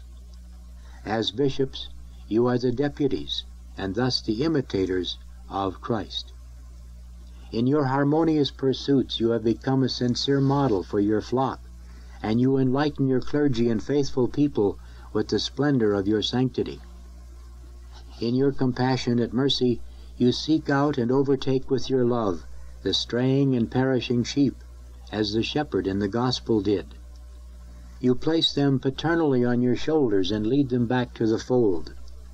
At no time do you spare either cares or plans or toils in religiously fulfilling your pastoral duties and defending all our beloved sheep who, redeemed by Christ, have been entrusted to your care from the rage, assault, and snares of ravening wolves. You keep them away from poisonous pasture land and drive them on to safe ground, and in all possible ways you lead them by deed, word, and example to the harbor of eternal salvation. Therefore, to assure the greater glory of God and the Church, venerable brothers, join together with all eagerness, care, and wakefulness to repulse error and to root out vice. When this is accomplished, faith, religion, piety, and virtue will increase daily. Then all the faithful, as sons of light, casting aside the works of darkness, may walk worthily, pleasing God in all things, and being fruitful in every good work. And in the very great straits, difficulties, and dangers which must beset your serious ministry as bishops, especially in these times, do not ever be terrified. Rather, be comforted by the strength of the Lord, who looks down on us who carry out His work, approves those who are willing, aids those who do battle, and crowns those who conquer. Nothing is more pleasing to us than to assist you whom we love with affection, advice, and exertion. We devote ourselves wholeheartedly together with you to protect and spread the glory of God and the Catholic faith. We also endeavor to save souls for whom we are ready to sacrifice life itself, should it be necessary. Come to us as often as you feel the need of the aid, help, and protection of our authority and that of this see. We hope that our political leaders will keep in mind, in accordance with their piety and religion, that the kingly power has been conferred on them not only for ruling the world, but especially for the protection of the Church. Sometimes we act both for the sake of their rule and safety, that they may possess their provinces by peaceful right. We hope that with their aid and authority they will support the objects, plans, and pursuits which we have in common, and that they will also defend the liberty and safety of the Church, so that the right hand of Christ may also defend their rule. We hope that all these matters may turn out well and happily. Let us together entreat God in urgent and unceasing prayers to make up for our weakness by an abundance of every heavenly grace, to overwhelm with His all-powerful strength those who attack us, and to increase everywhere faith, piety, devotion, and peace. Then, when all enemies and errors have been overcome, His holy Church may enjoy the tranquility it so greatly desires. Then, too, there may be one fold and one shepherd. That the Lord may more readily respond to us, let us call as intercessor her who is always with Him, the most holy Virgin Mary, Immaculate Mother of God. She is the most sweet mother of us all. She is our mediatrix, advocate, firmest hope, and greatest source of confidence. Furthermore, her patronage with God is strongest and most efficacious. Let us invoke, too, the Prince of the Apostles, to whom Christ Himself gave the keys of the kingdom of heaven, and whom He made the rock of His Church, against which the gates of hell will never prevail. Let us also invoke his fellow apostle Paul, and all the heavenly saints who are already crowned and hold the palm of victory. We ask that they implore for all Christians the abundance of divine favor which they desire. Finally, as an augury of all the heavenly gifts and as witness of our great charity towards you, receive the apostolic blessing, which from deep in our heart we most lovingly impart to yourselves, venerable brothers, and to all clerics and the faithful laity who are entrusted to your care. Given in Rome at St. Mary Major's on the 9th of November, 1846, in the first year of our pontificate. The Encyclical of Pope Pius IX on Faith and Religion. The Syllabus of Errors condemned by Pius IX. Note well, the following teachings, as stated, are condemned as errors. Pantheism, naturalism, and absolute rationalism. There exists no supreme, all-wise, all-provident divine being distinct from the universe, and God is identical with the nature of things, and is therefore subject to changes. In effect, God is produced in man and in the world, and all things are God and have the very substance of God, and God is one and the same thing with the world, and therefore spirit with matter, necessity with liberty, good with evil, justice with injustice.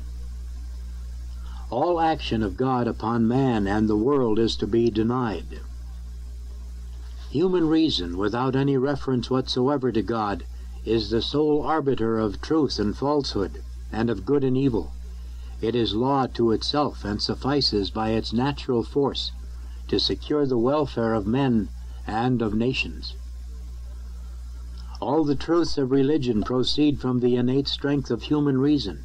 Hence reason is the ultimate standard by which man can and ought to arrive at the knowledge of all truths of every kind. Divine revelation is imperfect, and therefore subject to a continual and indefinite progress, corresponding with the advancement of human reason.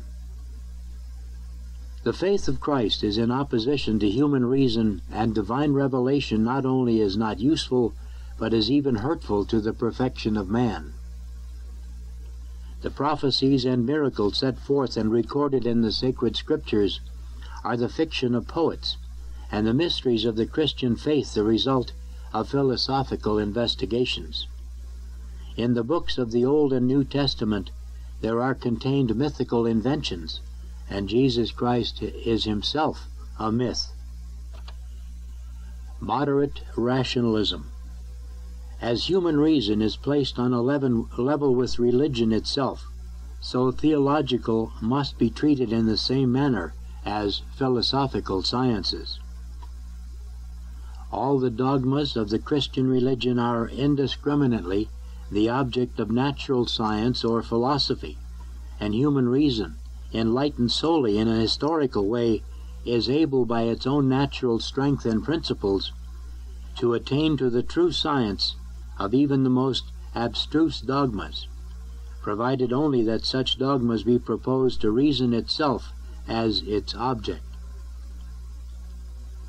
As the philosopher is one thing and philosophy another, so it is the right and duty of the philosopher to subject himself to the authority which he shall have proved to be true.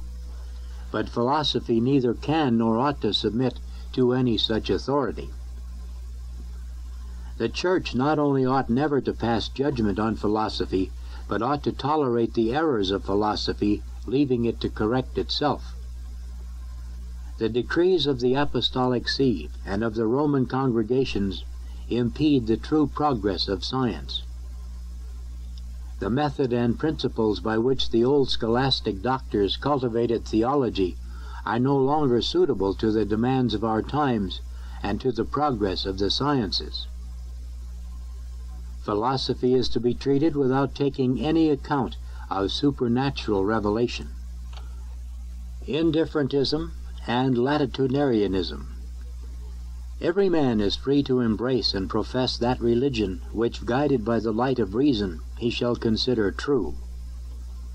Man may, in the observance of any religion whatever, find the way of eternal salvation, and arrive at eternal salvation. Good hope, at least, is to be entertained of the eternal salvation of all those who are not at all in the true Church of Christ. Protestantism is nothing more than another form of the same true Christian religion, in which form it is given to please God equally as in the Catholic Church.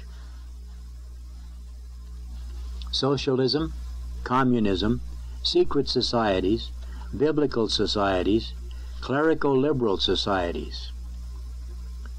Pests of this kind are frequently reprobated in the severest terms in the encyclical Quae Pluribus, encyclical Nocitus et Nobiscum Singulari Quadam. Errors concerning the Church and her rights. The Church is not a true and perfect society, entirely free, nor is she endowed with proper and perpetual rights of her own, conferred upon her by her divine founder. But it appertains to the civil power to define what are the rights of the Church, and the limits within which she may exercise those rights. The ecclesiastical power ought not to exercise its authority without the permission and assent of the civil government. The Church has not the power of defining dogmatically that the religion of the Catholic Church is the only true religion. The obligation by which Catholic teachers and authors are strictly bound is confined to those things only which are proposed to universal belief as dogmas of faith by the infallible judgment of the Church. Roman pontiffs and ecumenical councils have wandered outside the limits of their powers, have usurped the rights of princes, and have even erred in defining matters of faith and morals. The Church has not the power of using force, nor has she any temporal power, direct or indirect. Besides the power inherent in the episcopate, other temporal power has been attributed to it by the civil authority, granted either explicitly or tacitly, which on that account is revocable by the civil authority whenever it thinks fit. The Church has no innate and legitimate right of acquiring and possessing property. The sacred ministers of the Church and the Roman pontiff are to be absolutely excluded from every charge and dominion over temporal affairs. It is not lawful for bishops to publish even letters apostolic without the permission of the government. Favors granted by the Roman pontiff ought to be considered null unless they've been sought for through the civil government. The immunity of the Church and of ecclesiastical persons derived its origin from civil law. The ecclesiastical forum or tribunal for the temporal causes, whether civil or criminal, of clerics, ought by all means to be abolished, even without consulting and against the protest of the Holy See. The personal immunity by which clerics are exonerated from military conscription and service in the army may be abolished without violation either of natural right or equity. Its abolition is called for by civil progress, especially in a society framed on the model of a liberal government. It does not appertain exclusively to the power of ecclesiastical jurisdiction by right, proper, and innate to direct the teaching of theological questions. The teaching of those who compare the sovereign pontiff to a prince, free and acting in the universal Church, is a doctrine which prevailed in the Middle Ages. There is nothing to prevent the decree of a general council or the act of all peoples from transferring the supreme pontificate from the bishop and city of Rome to another bishop and another city. The definition of a national council does not admit of any subsequent discussion, and the civil authority can assume this principle as the basis of its acts. National churches, withdrawn from the authority of the Roman pontiff and altogether separated, can be established.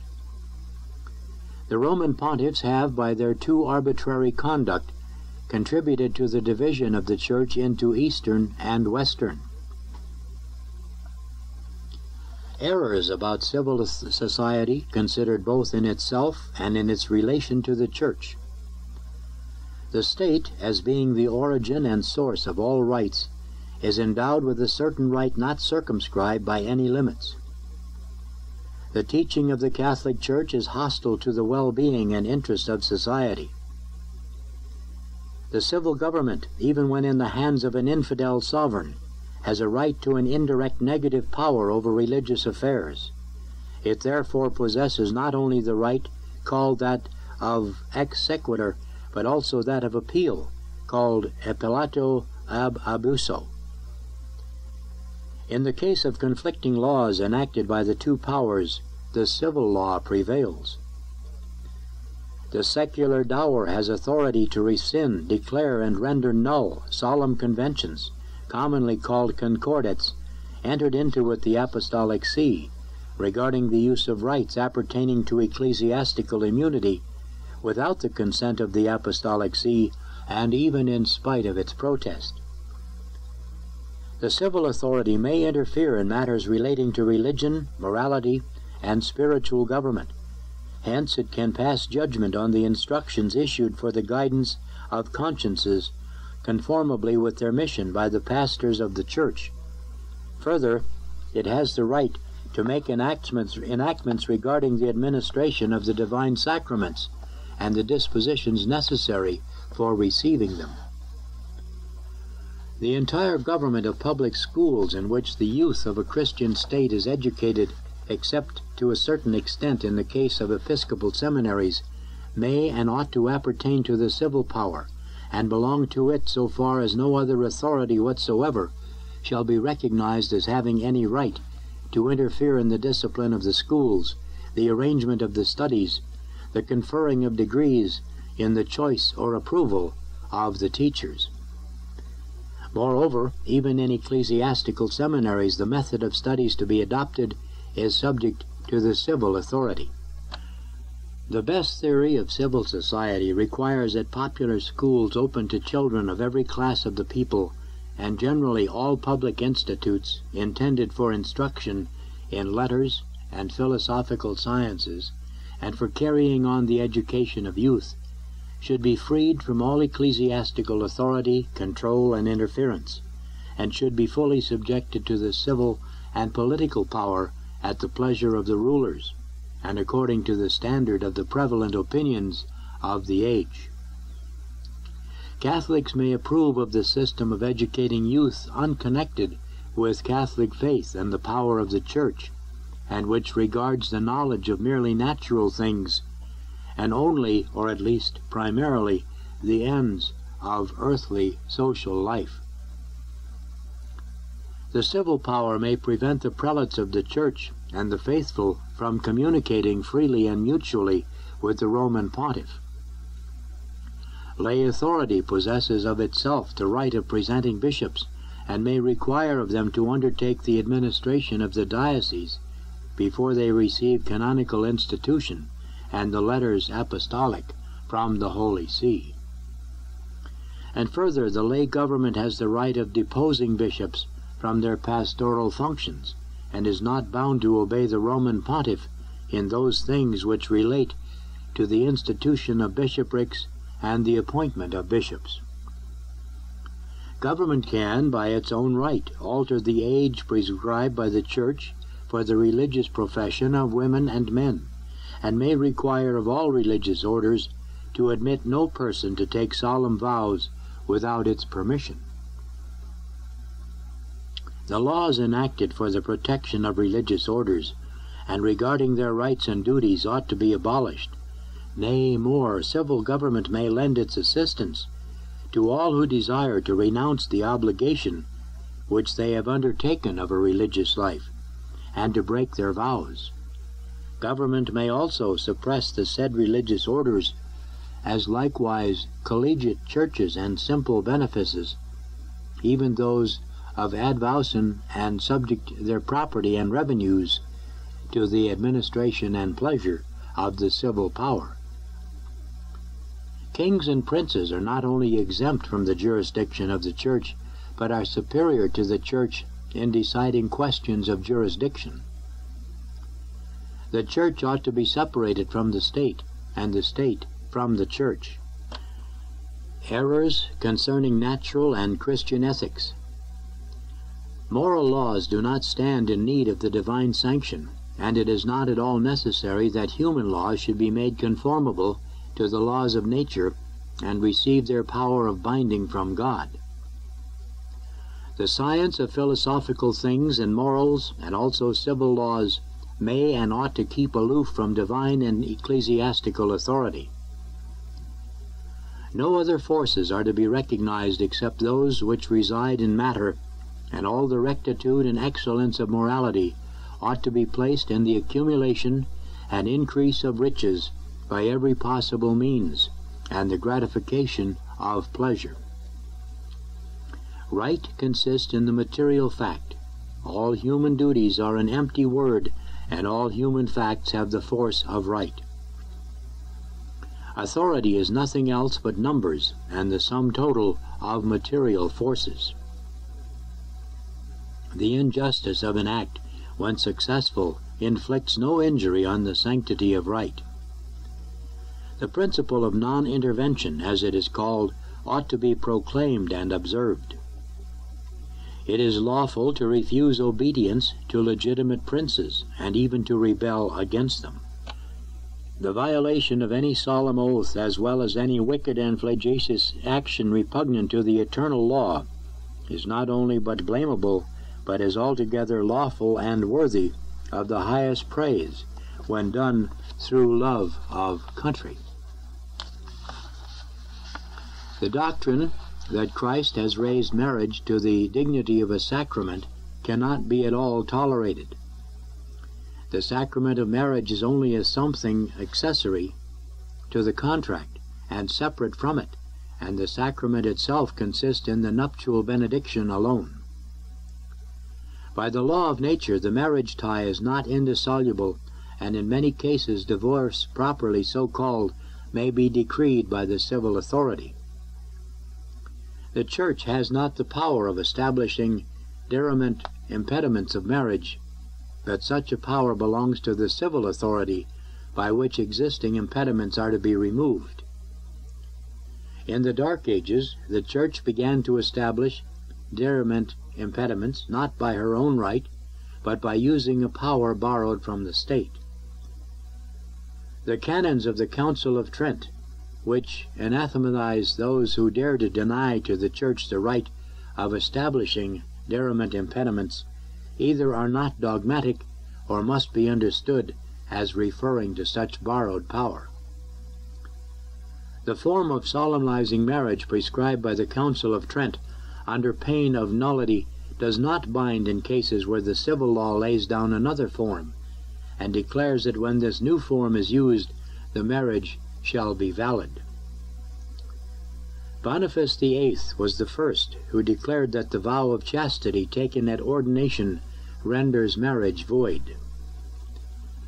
In force of a merely civil contract, there may exist between Christians a real marriage, and it is false to say either that the marriage contract between Christians is always a sacrament, or that there is no contract if the sacrament be excluded. Matrimonial causes and espousals belong by their nature to civil tribunals. Errors regarding the civil power of the sovereign pontiff. The children of the Christian and Catholic Church are divided amongst themselves about the compatibility of the temporal with the spiritual power. The abolition of the temporal power of which the Apostolic See is possessed would contribute in the greatest degree to the liberty and prosperity of the Church. Errors having reference to modern liberalism. In the present day, it is no longer expedient that the Catholic religion should be held as the only religion of the state, to the exclusion of all other forms of worship. Hence it has been wisely decided by law in some Catholic countries that persons coming to reside therein shall enjoy the public exercise of their own peculiar worship. Moreover, it is false that the civil liberty of every form of worship and the full power given to all of overtly and publicly manifesting any opinions whatsoever and thoughts conduce more easily to corrupt the morals and minds of the people and to propagate the pest of indifferentism. The Roman Pontiff can and ought to reconcile himself and come to terms with progress, liberalism, and modern civilization. The faith teaches us, and human reason demonstrates, that a double order of things exists, and that we must therefore distinguish between the two earthly powers, the one of natural origin, which provides for secular affairs and the tranquility of human society, the other of supernatural origin, which presides over the city of God, that is to say, the Church of Christ, which has been divinely instituted for the sake of souls and of eternal salvation. The duties of this twofold power are most wisely ordered in such a way that to God is given what is God's, and because of God to Caesar what is Caesar's, who is great because he is smaller than heaven. Certainly the Church has never disobeyed this divine command, the Church which always and everywhere instructs the faithful to show the respect which they should inviolably have for the supreme authority and its secular rights. Venerable brethren, you see clearly enough how sad and full of perils is the condition of Catholics in the regions of Europe which we have mentioned. Nor are things any better or circumstances calmer in America, where some regions are so hostile to Catholics that their governments seem to deny by their actions the Catholic faith they claim to profess. In fact, there for the last few years, a ferocious war on the Church, its institutions, and the rights of the Apostolic See have been raging. Venerable brothers, it is surprising that in our time such a great war is being waged against the Catholic Church. But anyone who knows the nature, desires, and intentions of the sects, whether they be called Masonic or bear another name, and compares them with the nature, the systems, and the vastness of the obstacles by which the Church has been assailed almost everywhere, cannot doubt that the present misfortune must mainly be imputed to the frauds and machinations of these sects. It is from them that the synagogue of Satan, which gathers its troops against the Church of Christ, takes its strength. In the past, our predecessors, vigilant even from the beginning in Israel, had already denounced them to the kings and the nations, and had condemned them time and time again, and even we have not failed in this duty. If those who would have been able to avert such a deadly scourge had only had more faith in the supreme pastors of the Church. But this scourge, winding through sinuous caverns, deceiving many with astute frauds, finally has arrived at the point where it comes forth impetuously from its hiding places and triumphs as a powerful master. Since the throng of its propagandists has grown enormously, these wicked groups think that they have already become masters of the world and that they have almost reached their pre-established goal. Having sometimes obtained what they desired, and that is power, in several countries, they boldly turn the help of powers and authorities which they have secured to trying to submit the Church of God to the most cruel servitude, to undermine the foundations on which it rests, to contaminate its splendid qualities, and moreover to strike it with frequent blows, to shake it, to overthrow it, and if possible to make it disappear completely from the earth. Things being thus, venerable brothers, make every effort to defend the faithful which are entrusted to you against the insidious contagion of these sects, and save from perdition those who unfortunately have inscribed themselves in such sects. Make known and attack those who, whether suffering from or planning deception, are not afraid to affirm that these shady congregations aim only at the profit of society, at progress and mutual benefit. Explain to them often and impress deeply on their souls the papal constitutions on this subject, and teach them that the Masonic associations are anathematized by them not only in Europe, but also in America, and wherever they may be in the whole world. To the archbishops and bishops of Prussia concerning the situation of the Catholic Church faced with persecution by that government. But although they, the bishops, resisting persecutions, should be praised rather than pitied, the scorn of episcopal dignity, the violation of the liberty and rights of the Church, the ill treatment which does not only oppress those dioceses, but also the others of the Kingdom of Prussia, demand that we, owing to the apostolic office with which God has entrusted us, in spite of our insufficient merit, protest against laws which have produced such great evils, and make one fear even greater ones, and as far as we are able to do so with the sacred authority of divine law, we vindicate for the Church the freedom which has been trodden underfoot with sacrilegious violence. That is why, by this letter, we intend to do our duty by announcing openly to all those whom this matter concerns, and to the whole Catholic world, that these laws are null and void, because they are absolutely contrary to the divine constitution of the Church. In fact, with respect to matters which concern the holy ministry, our Lord did not put the mighty of this century in charge, but St. Peter, whom he entrusted not only with feeding his sheep, but also the goats. Therefore no power in the world, however great it may be, can deprive of the pastoral office those whom the Holy Ghost has made bishops in order to feed the Church of God. Thus we conclude the syllabus of errors condemned by Pius IX.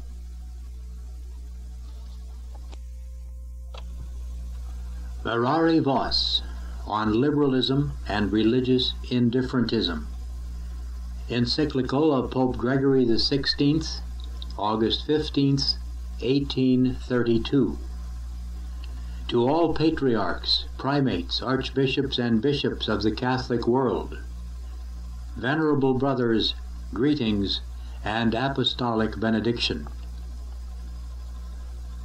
We think that you wonder why, from the time of our assuming the pontificate, we have not yet sent a letter to you as is customary, and as our benevolence for you demanded. We wanted very much to address you by that voice by which we have been commanded, in the person of Blessed Peter, to strengthen the brethren. You know what storms of evil and toil, at the beginning of our pontificate, drove us suddenly into the depths of the sea.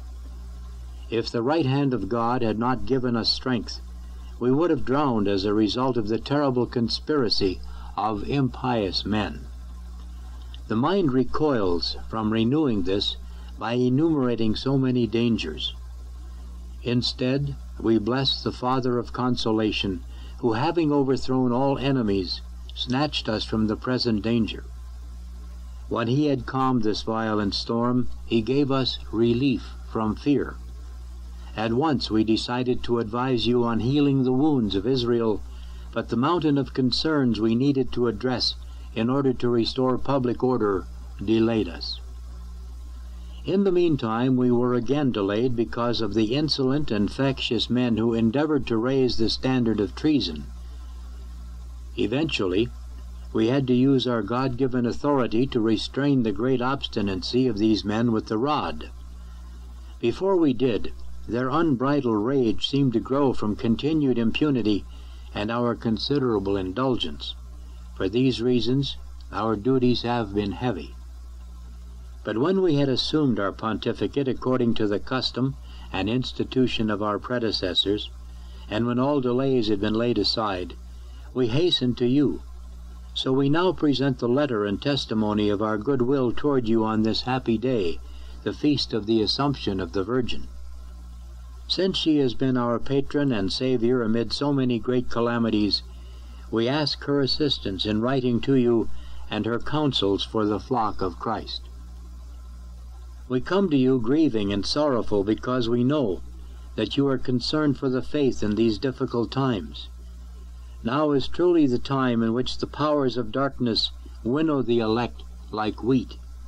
The earth mourns and fades away, and the earth is infected by the inhabitants thereof, because they have transgressed the laws, they have changed the ordinances, they have broken the everlasting covenant. We speak of the things which you see with your own eyes, which we both bemoan. Depravity exalts, science is impudent, liberty dissolute, the holiness of the sacred is despised, the majesty of divine worship is not only disapproved by evil men, but defiled and held up to ridicule. Hence, sound doctrine is perverted, and errors of all kinds spread boldly. The laws of the sacred, the rites, institutions, and discipline, none are safe from the audacity of those speaking evil. Our Roman see is harassed violently, and the bonds of unity are daily loosened and severed. The divine authority of the Church is opposed, and her rights shorn off. She is subjected to human reason, and with the greatest injustice, exposed to the hatred of the people, and reduced to vile servitude. The obedience due bishops is denied, and their rights are trampled underfoot. Furthermore, academies and schools resound with new monstrous opinions, which openly attack the Catholic faith.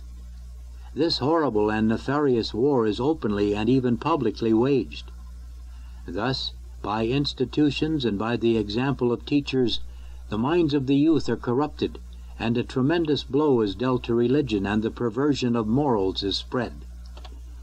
So the restraints of religion are thrown off, by which alone kingdoms stand.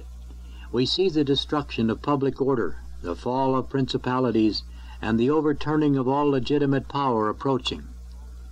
Indeed, this great mass of calamities had its inception in the heretical societies and sects in which all that is sacrilegious, infamous, and blasphemous has gathered as bilge water in a ship's hold, a congealed mass of all filth. These and many other serious things, which at present would take too long to list, but which you know well, cause our intense grief. It is not enough for us to deplore these innumerable evils unless we strive to uproot them. We take refuge in your faith and call upon your concern for the salvation of the Catholic flock.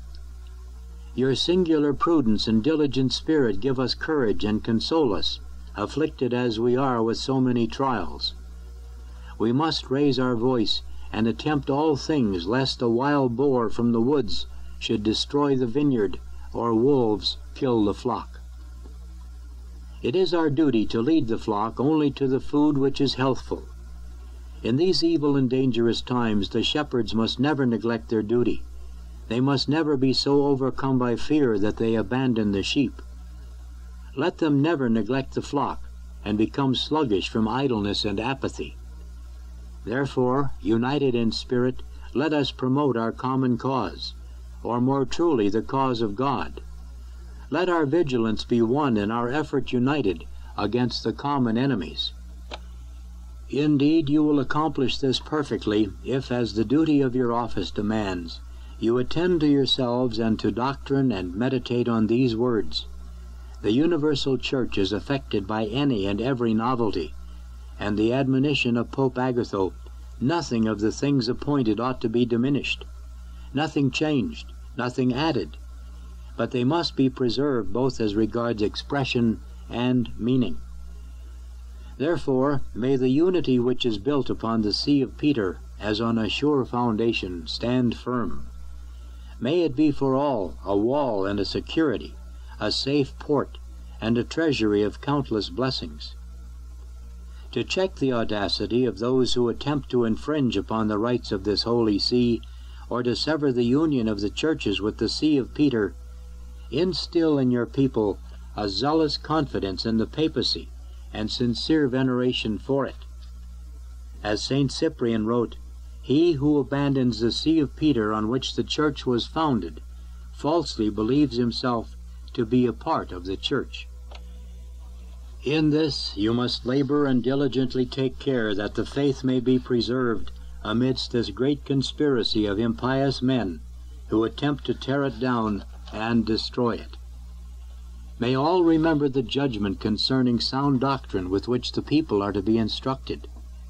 Remember also that the government and administration of the whole Church rest with the Roman Pontiff, to whom, in the words of the Fathers of the Council of Florence, the full power of nourishing, ruling, and governing the universal Church was given by Christ the Lord.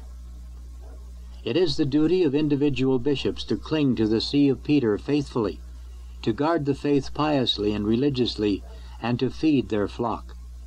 It behooves priests to be subject to the bishops, whom they are to look upon as the parents of their souls, as Jerome admonishes. Nor may the priests ever forget that they are forbidden by ancient canons to undertake ministry and to assume the tasks of teaching and preaching without the permission of their bishop, to whom the people have been entrusted. And accounting for the souls of the people will be demanded from the bishop. Finally, let them understand that all those who struggle against this established order disturb the position of the Church. Furthermore, the discipline sanctioned by the Church must never be rejected or be branded as contrary to certain principles of natural law. It must never be called crippled or imperfect or subject to civil authority. In this discipline, the administration of sacred rites, standards of morality, and the reckoning of the rights of the Church and her ministers are embraced. To use the words of the Fathers of Trent, it is certain that the Church was instructed by Jesus Christ and his apostles, and that all truth was daily taught it by the inspiration of the Holy Spirit. Therefore it is obviously absurd and injurious to propose a certain restoration and regeneration for her as though necessary for her safety and growth, as if she could be considered subject to defect or obscuration or other misfortune. Indeed, these authors of novelties consider that a foundation may be laid of a new human institution, and what Cyprian detested may come to pass, that what was a divine thing may become a human church. Let those who devise such plans be aware that according to the testimony of St. Leo, the right to grant dispensation from the canons is given only to the Roman Pontiff. He alone, and no private person, can decide anything about the rules of the Church Fathers. As St. Gelasius writes, it is the papal responsibility to keep the canonical degrees in their place, and to evaluate the precepts of previous popes, so that when the times demand relaxation in order to rejuvenate the churches, they may be adjusted after diligent consideration. Now, however, we want you to rally to combat the abominable conspiracy against clerical celibacy. This conspiracy spreads daily and is promoted by profligate philosophers, some even from the clerical order. They have forgotten their person and office, and have been carried away by the enticements of pleasure. They've even dared to make repeated public demands to the princes for the abolition of that most holy discipline. But it is disgusting to dwell on these evil attempts at length. Rather, we ask that you strive with all your might to justify and to defend the law of clerical celibacy as prescribed by the sacred canons, against which the arrows of the lascivious are directed from every side. Now the honorable marriage of Christians, which Paul calls a great sacrament in Christ and the Church, demands our shared concern, lest anything contrary to its sanctity and indissolubility is proposed. Our predecessor, Pius VIII, would recommend to you his own letters on the subject. However, troublesome efforts against this sacrament still continue to be made. The people, therefore, must be zealously taught that a marriage rightly entered upon cannot be dissolved. For those joined in matrimony, God has ordained a perpetual companionship for life, and a knot of necessity which cannot be loosed except by death. Recalling that matrimony is a sacrament, and therefore subject to the Church, Let them consider and observe the laws of the Church concerning it. Let them take care lest for any reason they permit that which is an obstruction to the teachings of the canons and the decrees of the councils. They should be aware that those marriages will have an unhappy end which are entered upon contrary to the discipline of the Church, or without God's favor, or because of concupiscence alone, with no thought of the sacrament and of the mystery signified by it.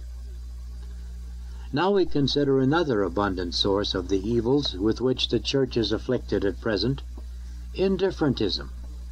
This perverse opinion is spread on all sides by the fraud of the wicked who claim that it is possible to obtain the eternal salvation of the soul by the profession of any kind of religion, so long as morality is maintained.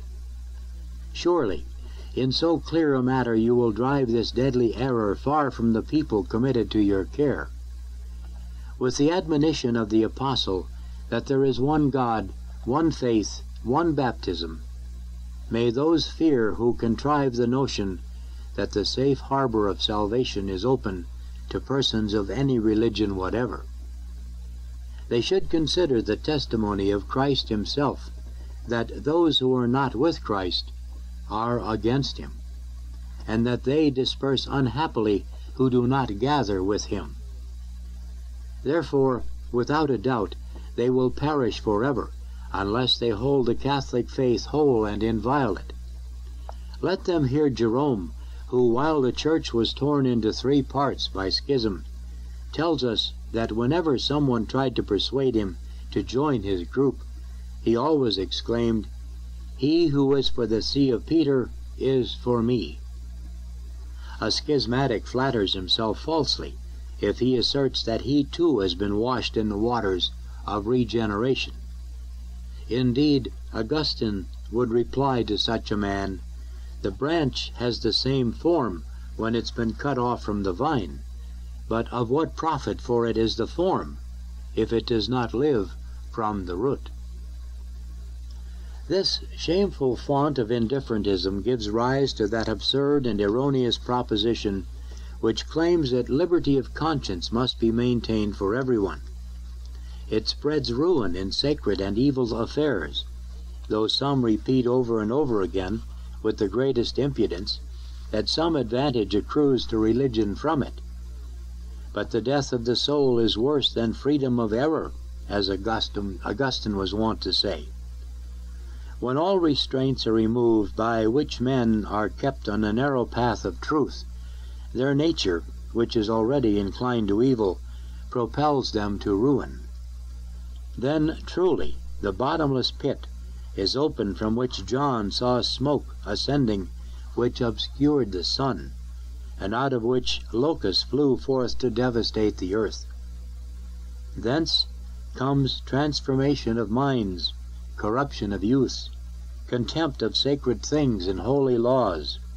In other words, a pestilence more deadly to the state than any other. Experience shows, even from earliest times, that cities renowned for health, wealth, domination, and glory perished as a result of this single evil, namely immoderate freedom of opinion, license of free speech, and desire for novelty. Here we must conclude that harmful and never sufficiently denounced freedom to publish any writings whatever and disseminate them to the people, which some dare to demand and promote with so great a clamor. We are horrified to see what monstrous doctrines and prodigious errors are disseminated far and wide in countless books, pamphlets, and other writings, which, though small in weight, are very great in malice. We are in tears at the abuse which proceeds from them over the face of the earth.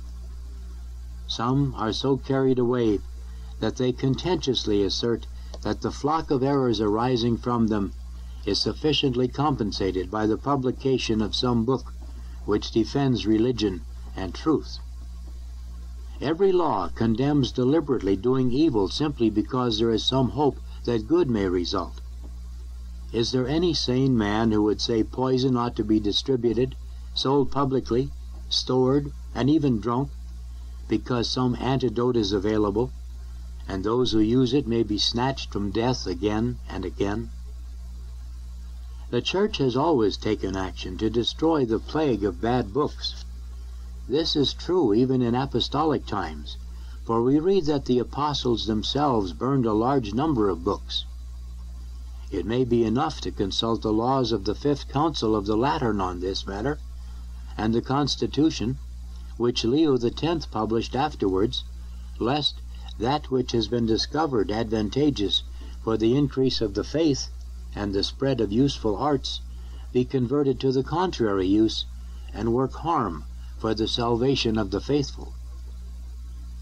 This also was of great concern to the Fathers of Trent, who applied a remedy against this great evil by publishing that wholesome decree concerning the index of books which contain false doctrine.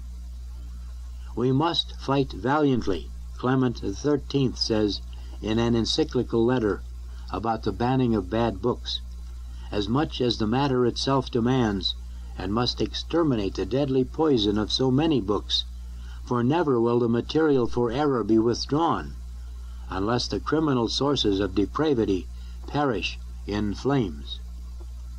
Thus it is evident that this Holy See has always striven throughout the ages to condemn and to remove suspect and harmful books. The teaching of those who reject the censure of books as too heavy and onerous a burden causes immense harm to the Catholic people and to this See.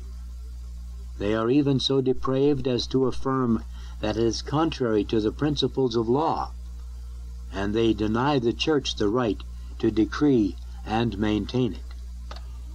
We have learned that certain teachings are being spread among the common people in writings which attack the trust and submission due to princes. The torches of treason are being lit everywhere. Care must be taken lest the people, being deceived, are led away from the straight path. May all recall, according to the admonition of the Apostle, that there is no authority except from God. What authority there is has been appointed by God. Therefore, he who resists authority resists the ordinances of God, and those who resist bring on themselves condemnation. Therefore both divine and human laws cry out against those who strive by treason and sedition to drive the people from confidence in their princes and force them from their government. And it is for this reason that the early Christians, lest they should be stained by such great infamy, deserved well of the emperors and of the safety of the state, even while the persecution raged. This they proved splendidly by their fidelity in performing perfectly and promptly whatever they were commanded, which was not opposed to their religion, and even more by their constancy in the shedding of their blood in battle.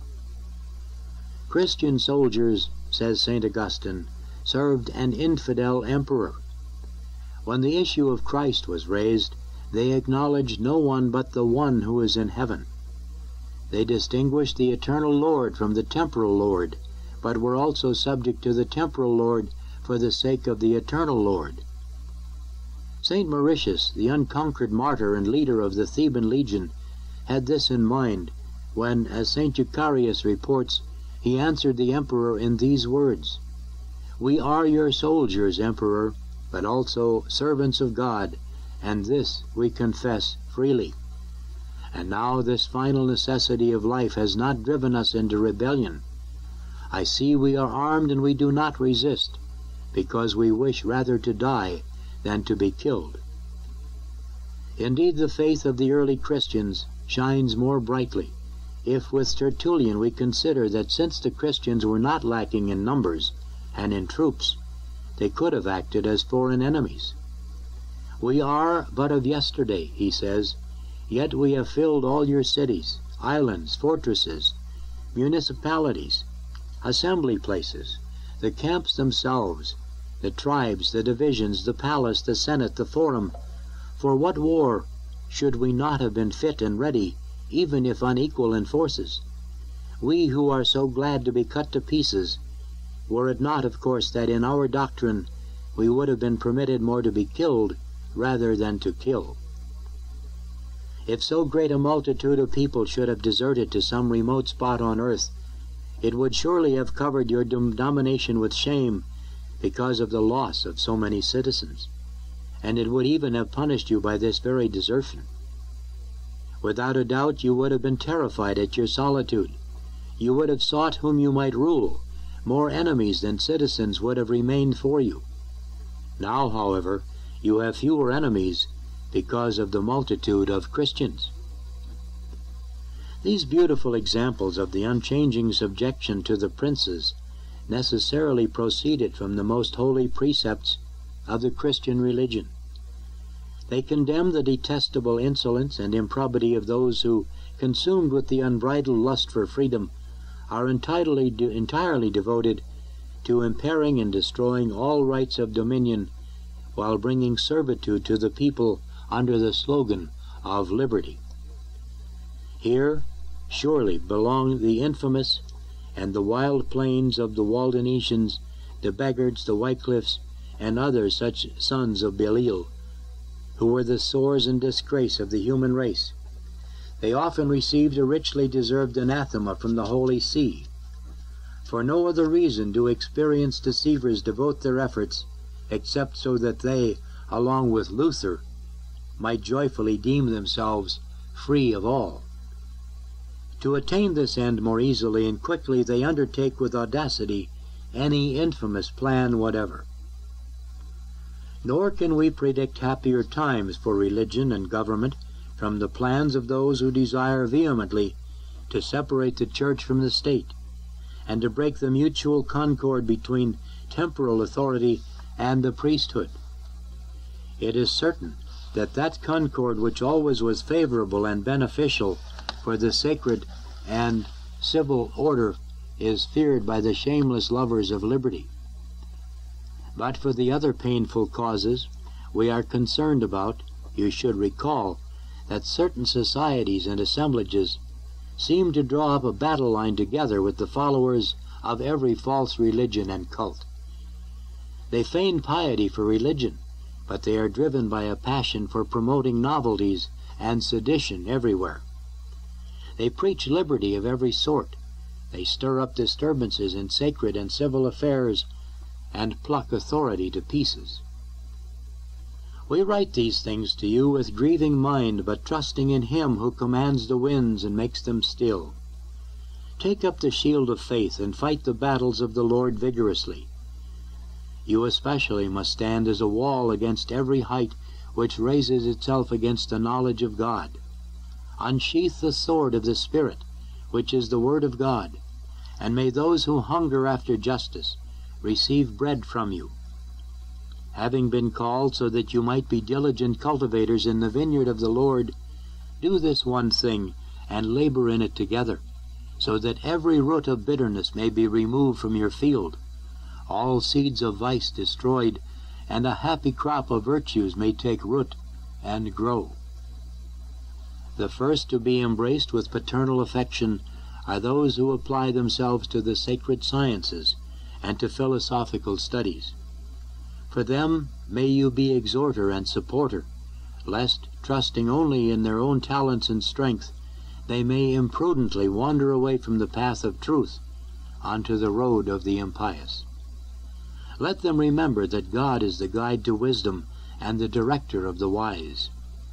It is impossible to know God without God who teaches men to know Himself by His word.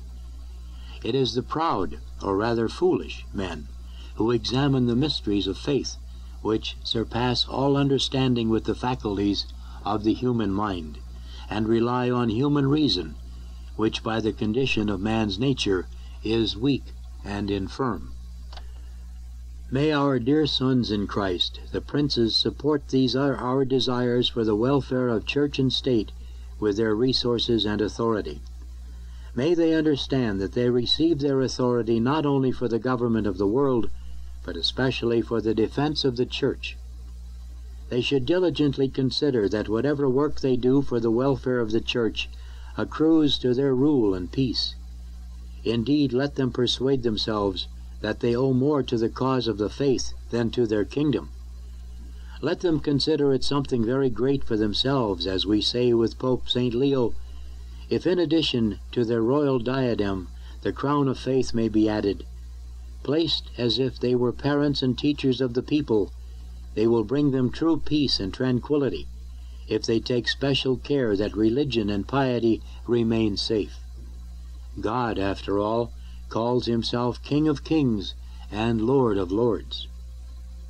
That all of this may come to pass prosperously and happily, let us raise our eyes and hands to the Most Holy Virgin Mary, who alone crushes all heresies, and is our greatest reliance and the whole reason for our hope. May she implore, by her patronage, a successful outcome for our plans and actions. Let us humbly ask of the Prince of the Apostles, Peter, and his co-apostle Paul, that all of you may stand as a wall, lest a foundation be laid other than that which has already been laid. Relying on this happy hope, we trust that the author and crown of our faith, Jesus Christ, will console us in all these our tribulations. We lovingly impart the apostolic benediction to you, venerable brothers, and to the sheep committed to your care as a sign of heavenly aid. Given in Rome at St. Mary Major on August 15th, the feast of the Assumption of the Virgin, in the year of our Lord 1832, the second year of our pontificate. The encyclical of Pope Gregory XVI on liberalism and religious indifferentism. XIII Anno, on the right ordering of Christian life. To the patriarchs, primates, archbishops, and bishops, and to all the faithful in grace and communion with the Apostolic See, venerable brothers, beloved sons, health and apostolic benediction. At the end of the year, in which by a singular mercy of God we have celebrated the 50th anniversary of our priesthood, we dwell with pleasure upon the past months, and are delighted to recall them to memory.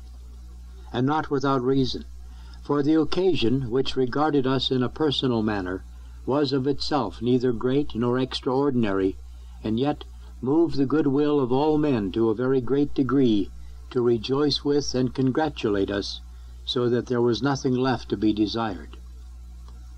This general joy was most pleasing and gratifying to us, but what we valued therein most was the agreement of sentiment and the universal testimony to religion which it displayed. For the unanimous consent of well-wishers expressed this fact clearly, that in all places the minds and hearts of all were devoted to the Vicar of Christ, that men looked with confidence to the Apostolic See, in the midst of its misfortunes, as to an ever-springing and pure fount of salvation, and that in every land where the Catholic religion flourishes, the Roman Church, mother and mistress of all churches, is duly reverenced as it should be, with one mind and heart. For these reasons, through the past months, we have often lifted up our eyes to God in thanksgiving for his most gracious gift of long life, and for the consolations in our labors which we have mentioned, and at the same time, when needful, we showed our gratitude to those whom it was due. Now, however, the closing days of the year and of the Jubilee bid us renew the recollection of benefits received, and it gives us great pleasure that the whole Church joins with us in thanksgiving. At the same time, we wish by this letter to declare publicly that so many testimonies of devotion and love have gone very far towards lightening our burden, and the remembrance of them will live always in our mind. But a holier and higher duty yet remains, for in this devotion and eagerness to show honor to the Roman Pontiff, we acknowledge the power of God, who often is wont to draw, and alone can draw, great good from matters even of the smallest moment. For God, in his providence, seems to have wished to arouse faith in the midst of wrong-thinking men, and to recall the Christian people to the desire of a higher life. We must therefore strive diligently that after beginning well we may also end well, that the counsels of God may be both understood and put in practice. The obedience shown to the apostolic see will then be full and perfected, if it be joined with Christian virtue, and thus lead to the salvation of souls, the only end to be sought for, which will also abide forever. In the exercise of our high apostolic office, bestowed upon us by the goodness of God, we have many times, as in duty bound, undertaken the defense of truth, and have striven to expound particularly those doctrines which seem to be most useful to all, in order watchfully and carefully to avoid the dangers of error. But now, as a loving parent, we wish to address all Christians, and in homily words to exhort all to lead a holy life. For beyond the mere name of Christian, beyond the mere profession of faith, Christian virtues are necessary for the Christian, and upon this depends not only the eternal salvation of their souls, but also the peace and prosperity of the human family and brotherhood. If we look into the kind of life men lead everywhere, it would be impossible to avoid the conclusion that public and private morals differ much from the precepts of the gospel. Too sadly, alas, do the words of the Apostle St. John apply to our age. To all that is in the world is the concupiscence of the flesh, and the concupiscence of the eyes, and the pride of life. For in truth, most men, with little care whence they come or whither they go, place all their thoughts and cares upon the weak and fleeting goods of this life. Contrary to nature and right reason, they willingly give themselves up to those ways of which their reason tells them they should be the masters. It is a short step from the desire of luxury to the striving after the means to obtain it. Hence arises an unbridled greed for money, which blinds those whom it has led captive, and in the fulfillment of its passion hurries them madly along, often without regard for justice or injustice, and not seldom accompanied by a disgraceful contempt for the poverty of their neighbor. Thus, many who live in the lap of luxury call themselves brethren of the multitude, whom in their heart of hearts they despise, and, in the same way, with minds puffed up by pride, they take no thought to obey any law or fear any power. They call self-love liberty, and think themselves born free like a wild ass's colt. Snares and temptation to sin abound. We know that impious or immoral dramas are exhibited on the stage, that books and journals are written to jeer at virtue and ennoble crime, that the very arts which were intended to give pleasure and proper recreation have been made to minister to impurity. Nor can we look to the future without fear, for new seeds of evil are sown, and as it were poured into the heart of the rising generation. As for the public schools, there is no ecclesiastical authority left in them, and in the years when it is most fitting for tender minds to be trained carefully in Christian virtue, the precepts of religion are for the most part unheard. Men more advanced in age encounter a yet graver peril from evil teaching, which is of such a kind as to blind the young by misleading words, instead of filling them with the knowledge of the truth. Many nowadays seek to learn by the aid of reason alone, laying divine faith entirely aside, and through the removal of its bright light, they stumble and fail to discern the truth, teaching, for instance, that matter alone exists in the world, that men and beasts have the same origin and a like nature. There are some, indeed, who go so far as to doubt the existence of God, the ruler and the maker of the world, or who err most grievously, like the heathens, as to the nature of God. Hence the very nature and form of virtue, justice, and duty are of necessity destroyed. Thus it is that while they hold up to admiration the high authority of reason, and unduly elevate the subtlety of the human intellect, they fall into the just punishment of pride through ignorance of what is of more importance.